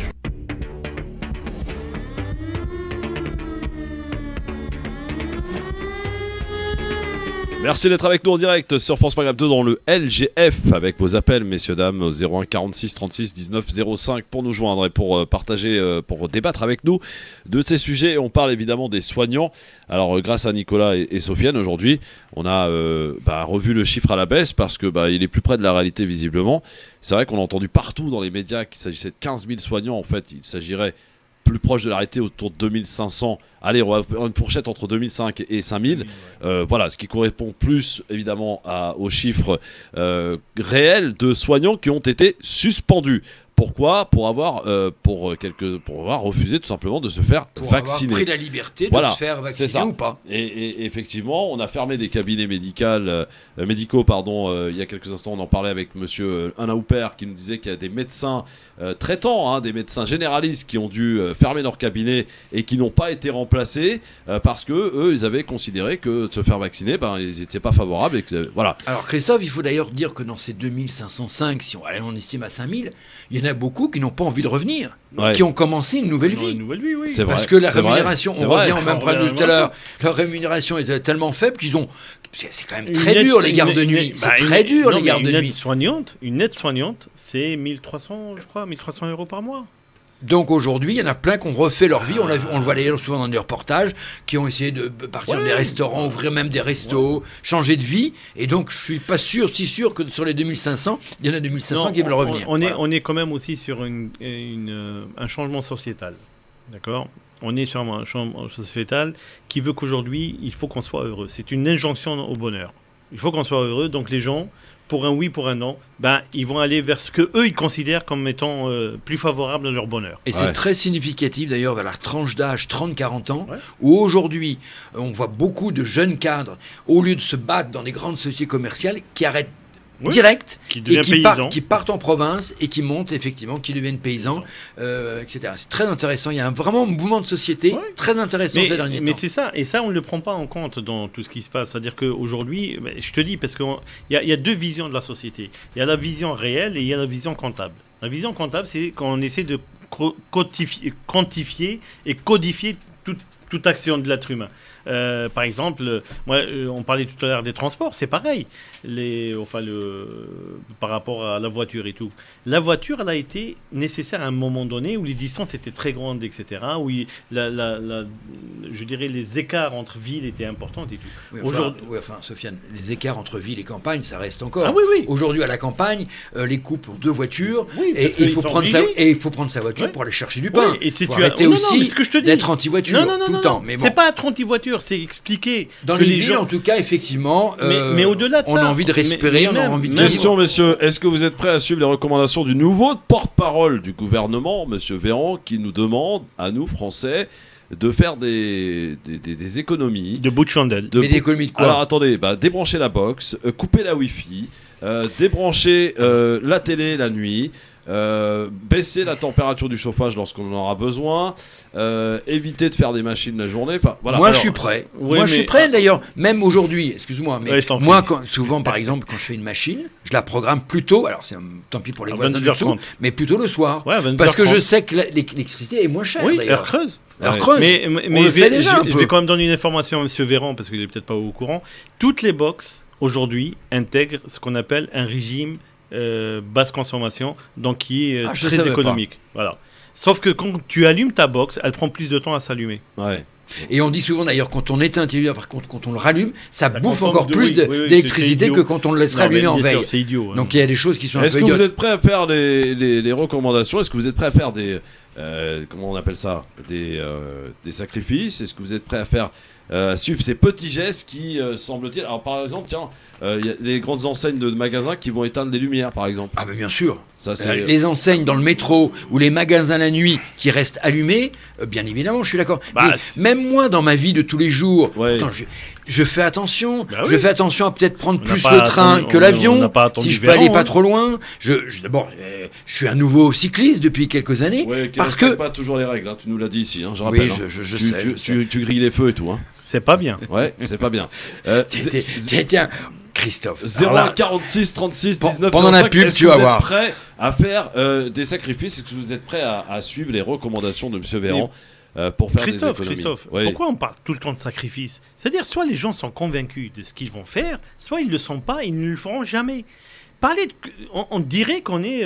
Faire des efforts. Oui, et tu vois, par exemple, Christophe, c'est aujourd'hui la journée de la malbouffe. Ouais. Moi, je vais beaucoup moins, excusez-moi, au McDo qu'à une certaine époque. Parce que je sais que ça fait grossir, que c'est pas toujours le bon, McDo, etc. Non, c'est bon le McDo. Là, c'est très bon, c'est délicieux. On sait pas ce qu'il y a dedans et c'est ça qui est génial. Voilà, justement. Bon, et pourtant, d'ailleurs, honnêtement, c'est que des produits français, d'ailleurs, dans le McDo. Mais j'en mange pas. C'est la journée de la malbouffe. Moi, je fais plus attention. Alors, c'est peut-être parce que j'ai l'âge aussi. Non, mais c'est la journée de la malbouffe. Tu devrais manger mal. Oui, c'est vrai. Ouais, malbouffe, tu malbouffes. Voilà, c'est ça, excellent. Bah oui, bravo, mon Sofiane. 0146 36 19 05. On va parler d'un sujet qui tient particulièrement à cœur à Nicolas Janoté. Le Grand Forum, Christophe Rowe, sur France Maghreb 2. Le Grand Forum. Alors moi je sais parce que j'y étais confronté et je suis sûr que beaucoup évidemment qui nous écoutent, on habite dans les quartiers et l'été aux alentours du 14 juillet c'est l'horreur. Et tout le reste de l'été d'ailleurs. Alors si on y ajoute les bécanes qu'on transforme qui font un bruit d'enfer, les motos de cross dans les quartiers, des pots débridés, les feux d'artifice et les tirs de mortier tous les jours qui empoisonnent la vie des citoyens. Quelles sont les solutions et est-ce que vous pouvez nous en parler? 01 46 36 19 05. Nicolas, pourquoi ce sujet te tient à cœur? Parce que d'abord je suis adjoint à la sécurité dans le 15e, donc je suis confronté à ce problème et que le 13 juillet... Dans le 13 juillet, ça s'est plutôt bien passé. Par contre, le 14 juillet était un enfer terrible. Les mortiers étaient pour l'instant, les tirs de mortier étaient pour l'instant cantonnés, en général, le 24 décembre, effectivement, le 14 juillet. Mais là, aujourd'hui, ça devient quotidien. Et ça a pris tellement d'ampleur qu'aujourd'hui, il n'y a pas un jour en ce moment dans les quartiers, surtout l'été, où il n'y a pas de tir de mortier. Et ça a vraiment commencé, cet enclenchement, cette vague des tirs des mortiers, a en fait commencé, et ça devient inquiétante, en 2020, notamment quand 40 jeunes ont attaqué le commissariat de Champigny-sur-Marne avec des tirs de mortier. Alors, qu'est-ce qu'un mortier en 30 secondes? D'abord, un mortier, c'est un cylindre de 30 à 40 cm, souvent alors ça peut être même en carton, en plastique, mais souvent en métal, dans lequel qui sont détournés, dans lequel on peut mettre des pétards, des feux d'artifice et surtout des mortiers d'artifice. Et qu'on tire. Alors les jeunes ont l'impression de faire la guerre, mais effectivement, ils veulent jouer un peu à la guerre. Donc ils tirent ces mortiers, et bien évidemment, ils les tirent pas contre n'importe qui. Ils les tirent sur des voitures, parce que ça flambe, sur des poubelles, parce que ça flambe, et puis, encore plus grave, il les tire sur des policiers ou des pompiers, quitte même à organiser des guet-apens, et c'est tout le problématique aujourd'hui, et c'est ce qui s'est passé encore le 14 juillet, où ils organisent des guet-apens pour prendre en étau les pompiers ou les polices, et bien évidemment, ils tirent dessus. Et un tir de mortier peut être extrêmement, ça peut tuer. Quand vous recevez des tirs de mortier sur le visage, je peux vous dire que c'est terriblement impressionnant. Donc aujourd'hui, c'est quelque chose qu'il faut effectivement sur lequel il faut éradiquer. Alors aujourd'hui, on trouve, et c'est la nouvelle aussi tendance, on trouve aujourd'hui des mortiers partout. C'est-à-dire qu'aujourd'hui, ce n'est pas réservé uniquement aux magasins pyrotechniques, mais on les trouve sur Internet. Et comme il y a aujourd'hui ce qu'on appelle malheureusement du Uber Sheet, et on peut acheter son sheet en 10 minutes, et ben aujourd'hui, on peut acheter en 10 minutes des mortiers. Moi, j'en ai fait l'expérience. On va sur une boucle Telegram ou WhatsApp. Je ne vais pas donner des indices, parce qu'il y a sûrement des jeunes qui nous écoutent. Non, il y a des jeunes qui nous écoutent. On veut des indices. On met le mot mortier, et aussitôt, il y a des boucles qui apparaissent.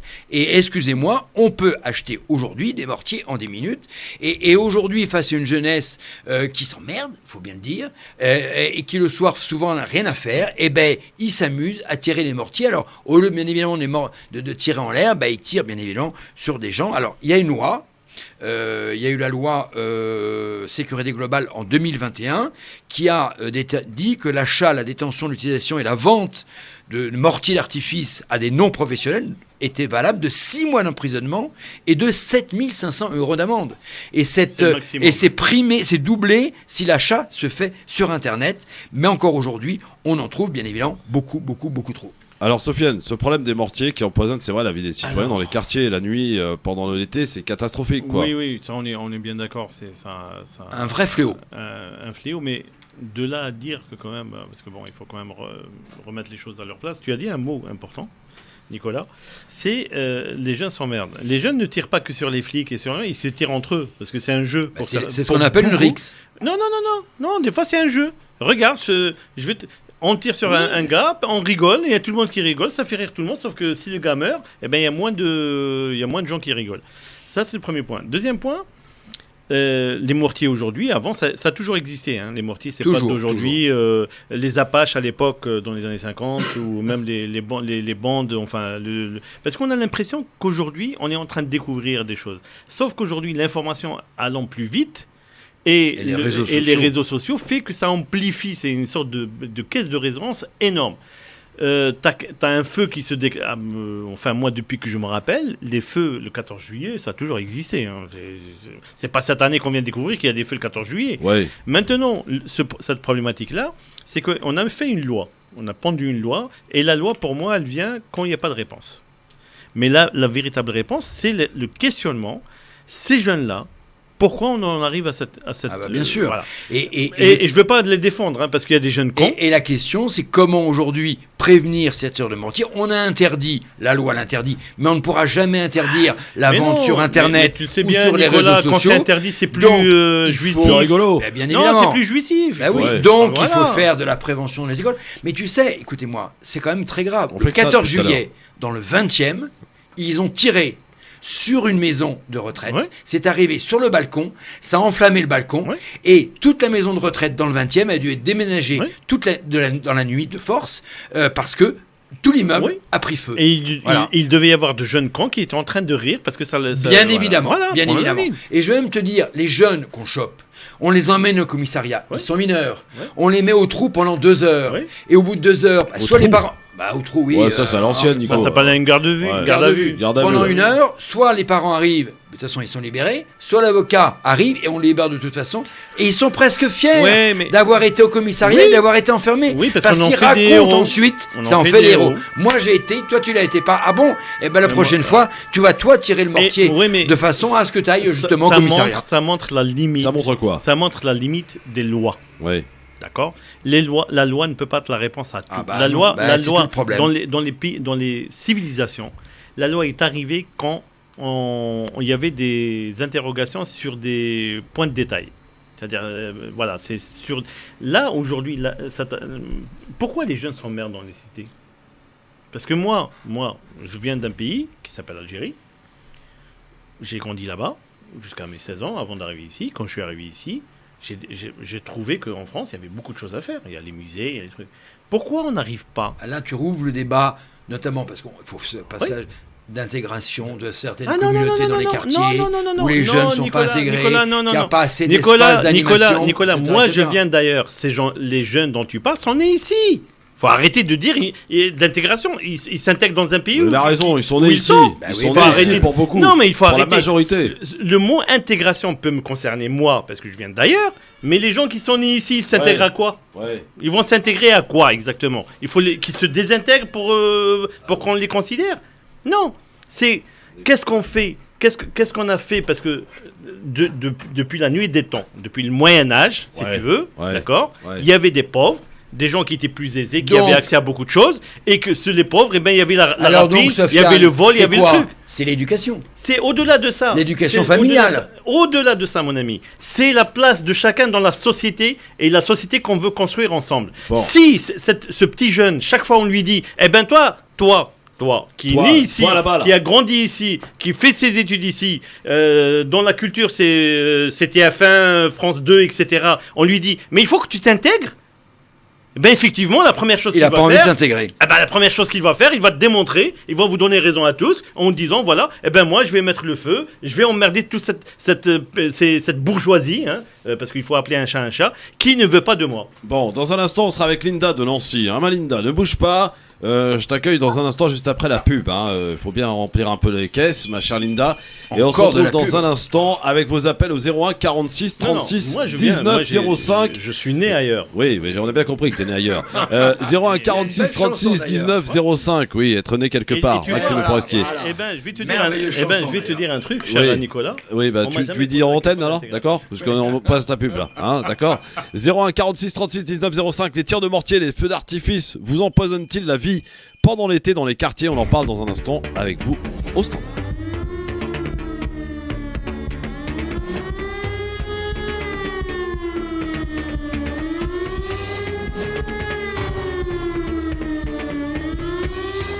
Le Grand Forum, merci d'être avec nous. Nicolas Jeannetet et Sofiane Garbaoui sont avec nous aujourd'hui et je vous propose d'accueillir Linda. Bonjour Linda. Bonjour à tous. Linda de Nancy. Bonjour. Tout à fait, bonjour. Très bien. Vous tirez des mortiers, Nancy? Non, ça tire pas de mortier à Nancy. Oh, si, j'en suis sûr. Alors, peut-être pas autant qu'en région parisienne, décidément. Région parisienne, c'est 12 millions d'habitants quand même. Donc, effectivement, statistiquement parlant, il y a plus de chances d'en avoir. Laisse parler Linda. Alors Linda, vas-y. Écoute. Alors, moi j'appelle pour réagir parce qu'on interroge toujours les conséquences et jamais les causes. Et quand on interroge les causes, on n'interroge pas les bonnes causes. Ah ben sûr, on en parlait justement, mais c'est peut-être hors antenne. On parlait de causes qui, de mon point de vue, sont parfaitement illogiques, incohérentes, etc. Alors faire porter ça sur l'ennui, ensuite faire un comparatif avec les jeunes en Algérie. Faut bien s'accrocher pour comprendre la logique quand on essaye de prendre un peu de recul, excusez-moi. Dans les quartiers en France, notamment dans les quartiers populaires, le nombre d'infrastructures qui sont mises en place pour ces jeunes-là, c'est énorme. Donc alors, quelle est la raison alors? Attendez, juste je termine. Si on prend en comparatif le milieu rural, je peux vous dire que les jeunes en milieu rural, eux, s'ennuient réellement. Ensuite, parler de l'Algérie, on n'est pas du tout dans le même type de société, on n'a pas du tout la même approche. Personne n'a parlé de ça, madame. Si, parce que vous étiez en train de... Non, j'ai parlé parce qu'on parlait d'intégration, madame. Les causes ne sont pas les bonnes. Et pour parler des limites de la loi, effectivement, depuis l'abrogation de la responsabilité du parent du fait de l'enfant mineur depuis que cette abrogation est intervenue, c'est n'importe quoi. Parce que les petits jeunes qui se marrent en voyant que leur tir de mortier a foutu le feu et qu'ensuite ils sont libérés de garde à vue par les parents ou par les avocats, je peux vous assurer que si c'était les parents qui prenaient 24 heures ou 48 heures de garde à vue parce que les enfants ont fait les cons, je pense pas qu'ils riraient autant. Ouais, mais ça les rendrait pas plus. C'est donc un problème d'éducation aussi de ces enfants. Oui, c'est un problème d'éducation, Linda. Non, mais c'est plus qu'un simple problème d'éducation. Là, c'est une absence totale d'éducation. Donc, il ne peut même pas y avoir ce problème. À un moment donné, comment se fait-il qu'on va aller interroger il s'ennuie, il n'y a rien à faire dans les quartiers, il y a un problème d'intégration, mais ne jamais s'interroger en profondeur sur la responsabilité des parents. La dernière fois, quand on parlait de l'école il y a quelques semaines, Christophe, je tenais déjà ce discours-là. À un moment donné, il faut arrêter d'exonérer de facto les parents. Enfin, je veux dire, quand un gamin de 13 ans arrive à se procurer des mortiers via un télégramme, qui paye le téléphone ? Qui paye le forfait ? Oui, sauf que madame, chère Linda, vous oubliez aussi que beaucoup de ces jeunes ont une famille un peu monoparentale, que souvent ils ne voient pas leur mère qui rentre à 23h du bureau ou du travail. Non, c'est vrai. Bon, tu sais bien, je me suis... Et alors, il y a aussi des mamans qui se débrouillent parfaitement. Ah, mais je suis d'accord avec toi, bien sûr. Oui, mais c'est pas la majorité des jeunes qui font ça. Non, c'est pas la majorité. Pas non plus exagéré non plus. On parle d'un phénomène qui touche une partie de la jeunesse. On n'est pas en train de dire que les parents n'ont pas d'obligation. Et on n'est pas en train de dire que toute la jeunesse tire des mortiers. Voilà, on est obligé. Donc il faut quand même remettre un peu les choses dans leur contexte. Et on ne fait pas de comparaison entre 2 pays ou 3 pays, parce que chaque pays a sa réalité sociétale et culturelle, tout ce que vous voulez, économique, tout ce que vous voulez. Donc il n'y a aucun moment où il y a eu une comparaison entre les 2 pays. Entre l'Algérie, parce que là vous m'interpellez un tout petit peu, parce qu'on a parlé d'intégration. Quelqu'un qui vient de l'extérieur, il a un devoir d'intégration. Mais quelqu'un qui est né ici, qui a grandi ici, vous voulez l'intégrer à quoi ? Non, mais quel est le rapport entre les lacunes d'intégration et mais madame, vous voulez intégrer... délinquant d'un gamin de 13 ans. Mais madame, vous voulez intégrer quoi ? Parce que non, mais attendez, à 13 ans, vous voulez me faire croire que c'est parce qu'il se sent exclu et pas très bien intégré dans la société. C'est pas ce qu'on dit. C'est n'importe quoi. C'est pas ce qu'on dit, madame. Je comprends pas en fait le rapport. Mais c'est pas ce qu'on dit, madame. L'intégration. Madame. Moi, je pense qu'il y a un laxisme de la part des parents. Bien sûr, c'est ce qu'on a dit. C'est un problème d'éducation. C'est un problème d'éducation à la fois familiale et aussi scolaire d'ailleurs. Bon, merci en tout cas, Malinda, pour ton avis tranché. En tout cas, merci beaucoup. Avec plaisir, toujours là pour ça. Et tu pars quand en vacances, Malinda ? Je ne pars pas en vacances. Mais pourquoi ? Eh bien, parce que les temps sont durs. Ah. Parce qu'elle ne veut pas partir en vacances, elle a le droit. Nancy, c'est très joli. Oui, c'est exactement. Et il y a tellement en plus, il y a le lac, c'est ça ? Il y a le lac. Il y a le lac. Quel lac ? Ah non, tu confonds le lac d'Annecy. Non, c'est... Ah oui, non, tu confonds Annecy et Nancy, Sofiane. Ouh, il a eu un petit coup de chaud. En tout cas, Linda, elle va faire son plein au Luxembourg, elle, au moins. Non, pas du tout. Mais pas du tout. Pourquoi ? Même pas. Parce que c'est aussi cher. Non, c'est moins cher. Luxembourg, ça fait un peu loin quand même. Ouais, c'est un peu loin. Attends, ça vaut le coup, 1,70€ le litre. Mais quand tu fais la route pour l'aller-retour, ça revient au même. Et tu fumes pas, Linda, j'espère, hein ? Tu fumes pas, non ? Non. Voilà. Bon, très bien. Merci. Et tu bois pas, évidemment, aussi. Au plaisir. Alors. Merci, Linda. Comme moi. Oui, quoi, comme toi ? Oui, comme moi, je ne fume pas, je ne bois pas. Non, mais c'est beaucoup moins cher là-bas. Ah oui. Et Jamel. Salut à toutes et tous. Salut mon Jamel. Salut Jamel. Alors, les tirs de mortier, t'en as tiré, toi, hein, je suis sûr, dans ta jeunesse. Hein. Je te vois bien le faire. Il doit continuer à le faire, je pense. Ouais, mais dans des terrains déserts prévus à cet été. Ouais, on dit tout ça, Jamel. Moi, pour vous dire, j'ai grandi, pour ceux qui connaissent Van Gogh, j'ai grandi une bonne partie de ma vie à Auvers-sur-Oise, dans le 95. Ouais. Oui, je connais, j'avais mon oncle qui habitait là-bas. Voilà. Très joli. On a dû se connaître. Alors, ça veut dire sûrement. Bon, allez. Voilà. C'est bon. Moi, entre Auvers-sur-Oise, Agnières-sur-Seine, mon oncle avait un café à Barbès. J'ai grandi un peu à droite, à gauche. Donc, alhamdoulilah, comme on dit. Le truc, c'est que moi, ce qui me fait marrer, c'est que l'éducation des parents, c'est la responsabilité de l'éducation des parents, oui, mais ça a ses limites. Et moi, j'habite à Chanteloup-les-Vignes. Hein. C'est ça que j'avais Pourquoi ça a ses limites ? Pourquoi Chanteloup-les-Vignes. Mais pourquoi ça a ses limites, Jamel ? Pourquoi ça a ses limites ? Papa, pourquoi Chanteloup ? Moi, les tours de... Pourquoi Chanteloup-les-Vignes ? Parce que déjà... Non, pourquoi l'éducation familiale a ses limites ? Les parents, elle a ses limites parce que les enfants et les jeunes ne grandissent pas qu'avec les parents. ils ont les gens à côté, ils ont un système scolaire à côté, ils ont les associations. Ils leur apprennent pas à tirer il ne faut pas tout mettre sur le dos de l'école. La responsabilité de la famille. Alors famille, ça peut être la père, la mère, mais ça peut être l'oncle et la tante ou les frères. C'est l'environnement familial. Non, oui, l'école instruit, elle n'éduque pas, à mon avis. C'est plurifactoriel. Quand on se retrouve dans des coins où les associations n'ont plus de budget, quand on se retrouve dans des coins où, certes, il y a des parents qui démissionnent, mais au bout d'un moment, les parents, ils sont pas H24 sur le dos des enfants, et des fois, on peut avoir une très bonne éducation et faire une connerie de temps en temps. Moi, j'en ai connu. Moi, j'en ai fait des bêtises aussi. Mes parents, pour faire la rahmo, n'est même pas au courant de tout ce que j'ai pu faire. J'en ai fait comme des bêtises. Mais voilà, les tirs de mortier, moi, je vais vous le dire clairement, habitant Chanteloup, c'est toute l'année. C'est toute l'année. Là, il y a 3 jours, ils ont fait un guet-apens. Ils ont fait un guet-apens là, à la cité samedi. Moi, j'habite à la Noé. Hein. Pas comme l'ancien maire de Paris, mais au quartier de la Noé, qui est très connu à Chanteloup. C'est tout le temps. Nous, en fait, quand on se retourne, quand on entend péter, c'est juste pour savoir d'où ça vient, pas qu'est-ce qui se passe. C'est la triste réalité. C'est de la bêtise pure et dure. Ce sont des abrutis. Et ils justifient les propos de certains d'extrême droite qui disent oui, trafic de drogue, parce que c'est aussi une réalité. Ils y vont parce que ça dérange. Et t'as des courses, qu'est-ce qui se passe? La police agit comme des abrutis en face quand on n'en est pas.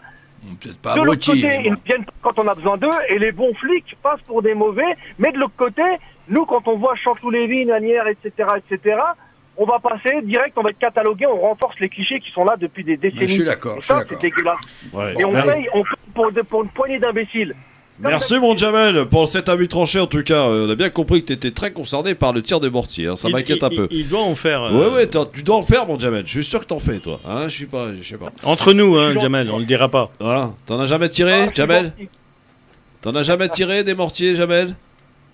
Franchement, je vais te dire un truc, pas des mortiers comme ça, mais en terrain. Ah, encore plus, d'accord. Encore plus gros, c'est ça. Bon, l'appel était anonyme, c'est pas grave. C'est les champs d'agriculteurs pour faire des fêtes. Pour faire des feux d'artifice quand on faisait nos fêtes, ou pour faire du cross. Ah ouais. Bon, je t'embrasse mon Jamel. Il faut qu'on passe un coup de fil à Loïc Hervé dans un instant, qui est très impliqué dans tout ce qui est Covid. On l'a eu plusieurs fois d'ailleurs sur France Maghreb 2. Mon Nicolas. Oui, je connais bien, c'est un ami. Et là, je pense qu'il est arrivé en Haute-Savoie parce qu'il était dans l'avion. Alors, c'est pas n'importe qui, Loïc Hervé, quand même. Hein. C'est le sénateur de Haute-Savoie. C'est l'ancien, d'ailleurs, il est membre de la Commission des lois, membre de la CNIL, il est secrétaire du bureau du Sénat, donc c'est un rôle important. Il est assez jeune, hein, il est moins de 40 ans, et donc il est très, très pointu sur ces questions-là. J'aime bien ce assez jeune, j'aime bien, ça me convient bien. Oui, 40 ans, c'est jeune. 40 ans, c'est jeune. Attends. Allez, pour finir, Loïc Hervé dans un instant sur France Maghreb 2, c'est, on va dire, c'est presque derrière le président du Sénat, quoi, c'est ça. Ouais, pas tout à fait. Il y a le vice-président d'abord. Non, secrétaire, c'est quand même un poste très important. Bah oui, c'est pour ça qu'il est. C'est le poste principal pour les. Bon, on l'appelle dans un instant. Ne bougez pas, restez avec nous sur France Maghreb 2 dans le LGF avec Sofiane Garbaoui et Nicolas Jeannetet qui jusque-là se sont plutôt bien comportés. Jusque-là. Merci d'être avec nous en direct, c'est très court et c'est très bien ainsi. Merci d'être avec nous avec monsieur Nicolas Jeannetet, avec Sofiane Garbaoui. Et nous sommes avec monsieur Loïc Hervé qui est avec nous sur France Maghreb 2, qu'on connaît bien ici. Il est donc, je rappelle, sénateur de Haute-Savoie, secrétaire du Sénat et membre de la CNIL, membre de la commission des lois au Sénat. Monsieur Loïc Hervé, bonjour. Bonjour. Bonjour et bienvenue sur France Maghreb 2. Vous avez veillé tard cette nuit, monsieur Loïc Hervé, hein? Vous allez se coucher à 2h du matin puisque le dernier texte sanitaire, le 13e texte, a été voté hier soir tard dans la nuit. Ouais. Et puis cet après-midi, on a eu une commission mixte paritaire au Sénat qui a terminé l'accord entre les députés et les sénateurs. Ah donc la commission mixte paritaire, c'est Nicolas là pareil, bonjour. La commission mixte paritaire a déjà eu lieu ? Elle a eu lieu, elle est conclusive, ça veut dire que députés et sénateurs ont trouvé un accord sur un texte de compromis. Ça a été rapide. Ah oui, parce que c'était dimanche d'habitude, non ? Non. Là, il y a une certaine urgence à ce que les choses se votent rapidement. Donc voilà, c'est fait. Donc au final, qu'est-ce que ça donne ce nouveau texte ? Alors au final, qu'est-ce qu'il y a ? Il y a l'évocation express de la réintégration des soignants. Donc c'est renvoyé un peu à plus tard, parce qu'en fonction de la situation sanitaire. Mais en tout cas, dans la loi, il y a un dispositif qui prévoit le jour venu la réintégration des soignants. Pour l'instant, on n'avait pas évoqué ça. Le pass sanitaire, c'est fini. Le pass vaccinal, c'est fini. On aura la possibilité de demander des tests par rapport à certains territoires d'outre-mer ou certains pays, si jamais il y a une nouvelle flambée. Une vague épidémique. Mais voilà, une vague épidémique, absolument. Et puis on maintient les fichiers du dépistage et le fichier des vaccins, ce qui va permettre aux Français qui voyagent en Europe d'avoir un QR code, le fameux Green Pass européen. Et globalement, on est vraiment sur la fin, à la queue de la comète, quoi. Ça veut dire que là, le 31 juillet, le pass sanitaire et l'état d'urgence sanitaire est fini. Et donc, si demain le gouvernement doit remettre un état d'urgence, il devra repasser par le Parlement ? Là, au 1er août, l'objet, quoi, l'outil pass sanitaire, l'outil pass vaccinal n'existe plus. Plus personne en France ne peut vous demander, à partir du 1er août, votre pass sanitaire, pass vaccinal, puisque ça n'existe plus. Il faudra évidemment revenir devant le Parlement si jamais on devait recréer quelque chose de comparable. Et si pour les tests PCR dans les avions, on devait aller au-delà d'un mois, eh bien il faudrait à nouveau aussi également revenir devant l'Assemblée nationale et le Sénat. Donc on est tranquille pour l'été, hein, on peut le dire. Je crois. Alors bon, voilà, c'est moi je fais partie de ceux qui ont lutté corps et âme contre le pass sanitaire, le pass vaccinal. Je crois qu'on est vraiment sorti de l'état d'urgence sanitaire. On est même sorti du régime de sortie de l'urgence sanitaire. On est revenu à un droit de l'avant Covid. Ouais. Donc maintenant, voilà, faut être vigilant. Ça veut pas dire qu'il faut rien faire. Ça veut pas dire qu'il faut faire comme si de rien n'était. Il y a encore des points de vigilance à avoir.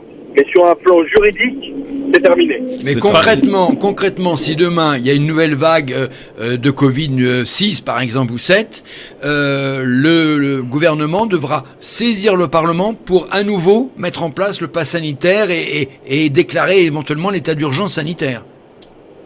Tout. L'état d'urgence, le couvre-feu, le confinement. C'est quand même une bonne nouvelle, Christophe. C'est ça que c'est pas mettre We are the champion, là. Non, mais c'est une super bonne nouvelle, monsieur Le Carré. Sofiane. Oui, j'ai deux questions. Oui. D'abord, quid de l'espace européen ? Donc, est-ce que c'est quelque chose qui a été discuté avec les partenaires européens de la France ou c'est quelque chose que la France décide toute seule dans son coin ? Et la deuxième question que je vous pose, c'est concernant le monde du travail. Est-ce que c'est quelque chose qui a été abordé ? Parce que quand vous avez le Covid au niveau de l'entreprise, avant, les gens, l'employeur recevait une alerte de la CPAM qui permettait aux salariés d'être rétribués, donc de garder son salaire. Ouais. Maintenant, c'est plus le cas. Alors ? Donc, comment ça se passe ? Monsieur Le Carré. Non, on est sorti de tout ça. Une personne qui aurait le Covid, elle est en arrêt maladie. Comme n'importe quelle... comme une grippe. Donc c'est aux salariés d'aller voir son médecin pour avoir un arrêt maladie. C'est plus la sécurité sociale qui l'envoie comme avant. On est dans un régime de droit commun. D'accord. Il n'y a plus d'informations, voilà. Donc ça c'est terminé pour même. Enfin, il n'y a pas de possibilité de tous les systèmes qui étaient prévus jusqu'à maintenant sont arrêtés. Les deux seuls systèmes qui existent encore, si vous vous faites dépister, vous avez le droit d'aller comment dire, si vous faites dépister, vous pouvez demander à ce que votre nom soit mis dans le fichier, ce qui vous permettra d'avoir un QR code et de voyager au niveau européen, ainsi qu'au niveau vaccinal. Au niveau vaccinal, on garde la mémoire des vaccins en vue du Green Pass européen. Donc, on n'a pas discuté avec nos partenaires européens parce que les partenaires européens, l'Union européenne a décidé de la prolongation du Green Pass européen. Donc le cadre européen perdure uniquement pour donner un cadre général d'existence au Green Pass. Et chaque État est responsable des mesures sanitaires qu'il prend. Le sanitaire en Europe est une compétence des États. C'est pas une compétence fédérale, c'est pas une compétence européenne. On a bien compris. Monsieur Le Carré, est-ce qu'on a abordé aussi la 4e dose de vaccin ? Est-ce qu'il est envisagé de la rendre obligatoire, par exemple, pour les personnes à risque ? Non, elle n'est pas obligatoire pour les personnes à risque. C'est une obligation qui ne peut être rendue obligatoire que par la loi. Donc il faudrait revenir devant le Parlement pour une telle obligation. Donc, en conclusion, Loïc Hervé, c'est très bonne... Le schéma vaccinal reste obligatoire pour les soignants. Ouais. Les soignants doivent être à jour dans leurs obligations vaccinales, mais il n'y a pas de 4e dose. Elle est largement encouragée pour les personnes... elle est ouverte pour les personnes de plus de 60 ans et très encouragée pour les personnes dites sensibles ou fragiles. Mais il n'y a pas dans la loi de ça veut dire, et en conclusion, Loïc Hervé, c'est très important ce que vous nous dites aujourd'hui, puisque cette commission mixte paritaire a eu lieu cet après-midi. Donc c'est des informations toutes fraîches qu'à partir du 1er août, terminé, plus de passe sanitaire, plus de passe vaccinal, plus rien en fait, nous sera demandé en France, y compris dans les hôpitaux. Y compris à l'entrée des hôpitaux, absolument. On ne peut personne... Mais même votre cousine qui vous invite à son anniversaire, elle va pas vous demander de passe sanitaire. Ouais, j'y vais pas. Ça me fait ça. Si ma cousine me fait ça, j'y vais pas, hein, monsieur Hervé. Je vous le dis tout de suite. Hein, voilà. Mais vous savez que ça s'est fait dans certaines familles. C'était illégal, même pendant la période de l'état d'urgence sanitaire. Hein, vous n'avez pas le droit de demander, hors les cas strictement prévus par la loi, de le faire. Et évidemment, dans les hôpitaux, la chose tombe. Alors, pour être juste sur un plan juridique. Ouais. C'est pas la loi qu'on a votée cette nuit qui a abrogé ça, hein. C'est simplement que nous n'avons pas prolongé ces outils, donc ils meurent de leur belle mort, comme prévu, au 31 juillet. Eh ben, bravo à vous. Merci en tout cas, monsieur Loïc Hervé, pour ces informations très importantes. Merci Loïc. Loïc, je ne manquerai pas de vous rappeler pour avoir de plus amples informations si toutefois le gouvernement envisage, et c'est l'information principale qu'il faut retenir, de repasser devant le Parlement pour réintroduire un pass vaccinal ou un état d'urgence ou je ne sais quoi, un confinement ou quoi qu'est-ce. Il faut de toute façon que le gouvernement repasse par le Parlement et pas sûr que ça passe. En tout cas, merci beaucoup Loïc Hervé. Et puis vous êtes en vacances ou pas encore? C'est un plaisir de... non, nous siégeons jusqu'au 4 août ou 6 août. Le Parlement travaille... On a vous allez attaquer le pouvoir d'achat. Oui. On a un texte sur une accident rectificative. Donc, au Sénat et à l'Assemblée, ça bosse. Vous travaillez alors. Merci beaucoup, ça c'est bien de savoir que vous travaillez. Merci monsieur Loïc Hervé, à très bientôt. Et merci d'avoir pris quelques instants. Voilà, vous venez juste d'arriver chez vous là-bas en Haute-Savoie, très belle région d'ailleurs. Mont-Blanc, il est prêt. Mont-Blanc, magnifique. Merci monsieur Loïc Hervé, à très bientôt. Bon, on a appris de sacrés trucs aujourd'hui les gars. Là franchement, tu te sens libre là. Tu te sens libre là. D'un coup, j'ai l'impression d'être libre. La liberté, on a la liberté, les enfants. C'est pas encore le 1er aut.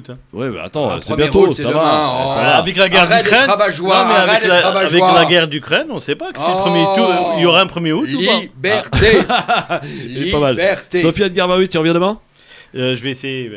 Avec Tariq Mabi demain. Je vais essayer, on va se régaler. Nicolas, je t'envoie la semaine prochaine avant les vacances. Avec plaisir. Bon, restez bien à l'écoute sur France Maghreb 2. Merci Manadège d'avoir relayé cette émission aujourd'hui. Merveilleux. Quelle émission, encore une fois, beaucoup d'invités et les auditeurs qui ont été au taquet, à la hauteur parfait. Et qui étaient là. Merci à tous et à demain. Ciao. Merci d'être avec nous en direct sur France Maghreb 2 pour la toute dernière partie de cette émission avec Smaïn Tefour, le journaliste aujourd'hui. On n'a pas parlé de politique, Smaïn, et ça fait du bien. Tout à fait, ça sort un peu de... ça sort un petit peu de l'ordinaire. Voilà, absolument, j'allais le dire. On a commencé avec Tariq Saïbeddine, ancien boxeur, héros du vol Lufthansa en 2018 entre Munich et Paris. Il a empêché le détournement d'un avion en neutralisant le terroriste jusqu'au tarmac de Paris. Tariq qui raconte ça dans un livre qui s'appelle donc Dans le droit chemin, qui est sorti au mois de mai. Si vous voulez vraiment avoir l'histoire dans son intégralité et le récit de Tariq, évidemment, achetez le livre, disponible chez Amazon, à la Fnac, partout, Tariq. Exactement, il est partout en France, toutes les librairies. On le retrouve sur le net, on le trouve les centres commerciaux, les grands, comme vous l'avez dit, Leclerc, la Fnac. Bref, il est disponible partout. Alors, on parlait avec Mehdi dans un instant, il nous donnait la ville et tu me disais que cette ville, tu la connais, tu as été boxé là-bas. Oui, je parlais de Civitavecchia. Je suis parti 2 semaines préparer Gianluca Branco, le frère de Silvio Branco, champion du monde. Ouais. Et je l'ai préparé lorsqu'il a rencontré, Gianluca allait rencontrer Matthew Hatton en Angleterre. Je suis parti 2 semaines là-bas et Civitavecchia est vraiment splendide, magnifique. C'est une ville qui est en bordure de mer. Il y a un grand port là-bas. et les gens étaient agréables. Et voilà, donc Mehdi, s'il écoute, n'hésite pas, si tu peux voir les frères Branco, tu seras super bien accueilli chez eux, c'est leur région. Ben Enko est avec nous, le youtubeur parti en Algérie, puis en Tunisie. Donc la question qu'on te posait évidemment, pour qualifier le peuple algérien, l'accueil, ce voyage, c'est l'hospitalité. Et ensuite, donc de Alger, tu es parti en avion à Tunis. Exactement. Et alors là, autre décor, autre voyage, autre rencontre. Est-ce que tu peux nous la résumer évidemment, on peut retrouver les vidéos sur ta chaîne YouTube, voilà, notamment. Mais comment tu qualifies la Tunisie ? En fait, d'une manière générale, je dirais que c'est aussi l'hospitalité, tout simplement, pour le Maghreb. Voilà. Ouais. Tu n'as pas senti de différence, par exemple, entre la Tunisie et l'Algérie ? Pour toi, est-ce qu'il y en a ? Quelles sont-elles ? Je l'ai ressenti dans le sens où, en tant que... Alors, quand j'avais pas la caméra à la main, en Algérie, c'est vrai que je me fondais dans la masse. Les gens pensaient que j'étais algérien. Mais tu fais algérien, oui. Ouais. Et donc du coup, ce qui fait que je me faisais pas trop arrêter, mais par contre quand j'avais la caméra à la main, les gens étaient toujours très curieux et après ils me demandaient qu'est-ce que je faisais, d'où est-ce que je venais. Donc je leur expliquais le principe de mon voyage, de mes vidéos. La différence avec la Tunisie, c'est comme c'est un pays qui est plus touristique que l'Algérie, on n'a pas besoin de visa pour aller en Tunisie. Du coup, ils sont habitués à voir déjà des voyageurs et en plus des vidéastes. Je ne suis pas le premier créateur de contenu qui est venu avec sa caméra en Tunisie, qui a filmé. Bon, je ne suis pas non plus le premier qui est venu en Algérie, mais ce que je veux dire, c'est que ils sont déjà plus habitués. Donc dans les villes touristiques comme Tunis, comme Sousse, voilà, on va dire que le rapport n'était pas le même dans le sens où ils sont habitués en fait. Donc ils ne vont pas vous demander qu'est-ce que vous faites ici parce qu'ils le supposent déjà, que vous êtes en voyage tout simplement. Donc, mais au-delà de ça, les gens sont quand même très gentils, très hospitaliers, très accueillants. Mais voilà, c'est un pays... Une petite anecdote en Tunisie de ce qui t'est arrivé ? Une petite anecdote en Tunisie, bonne question. Non, j'ai en fait d'une manière générale là comme ça, j'en ai pas une. Alors j'ai une question piège. Ouais. Couscous poisson ou couscous viande alors ? Viande. Ah ouais. C'est pas un piège ça parce que j'adore.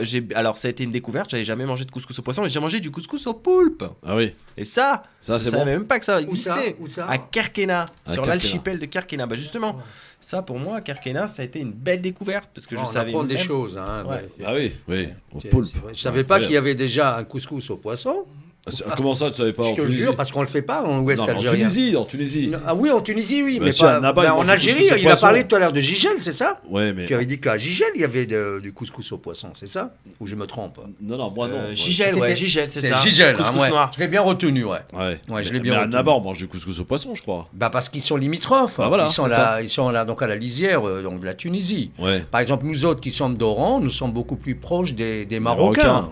On mange des tagines. On mange des tagines, le couscous royal. Le tagine marocain. Magnifique, évidemment. J'en ai une.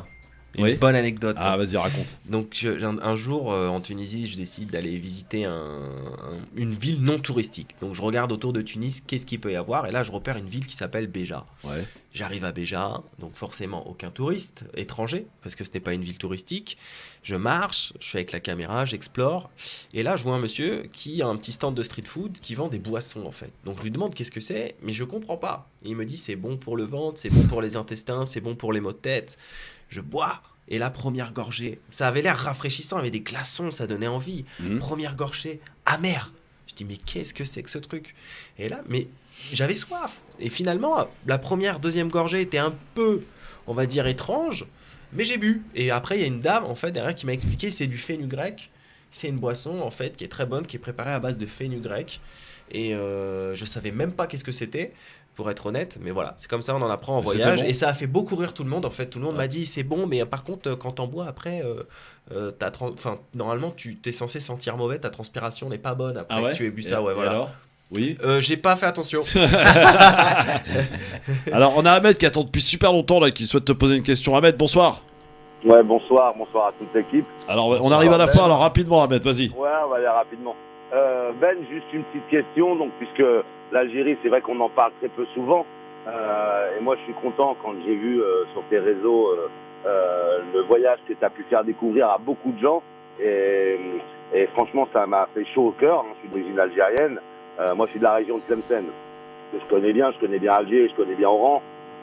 Mais la façon à laquelle tu as montré les différents paysages et les différentes personnes. C'est une manière de te féliciter de ce reportage pour moi qui est quelque chose de formidable.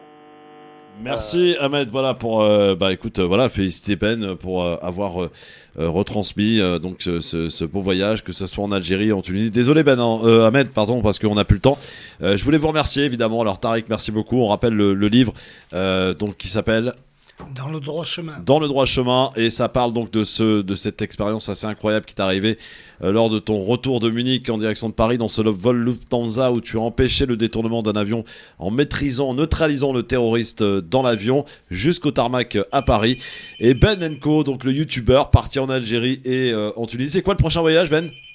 Surprise. Surprise. On dit pas, d'accord. On suit les aventures. Secret du métier. Exactement. Je prévois jamais rien, de toute façon, trop à l'avance. Et sinon, est-ce qu'on peut savoir quand est-ce que tu vas repartir ? Quand ? Ah ben, faudra suivre. Très bien. Il va rien nous dire. Il met le teasing à fond, évidemment. Mais il y aura forcément une saison 2 Algérie, il y aura forcément une saison 2 Tunisie, où, quand, comment. Et le Maroc, au fait ?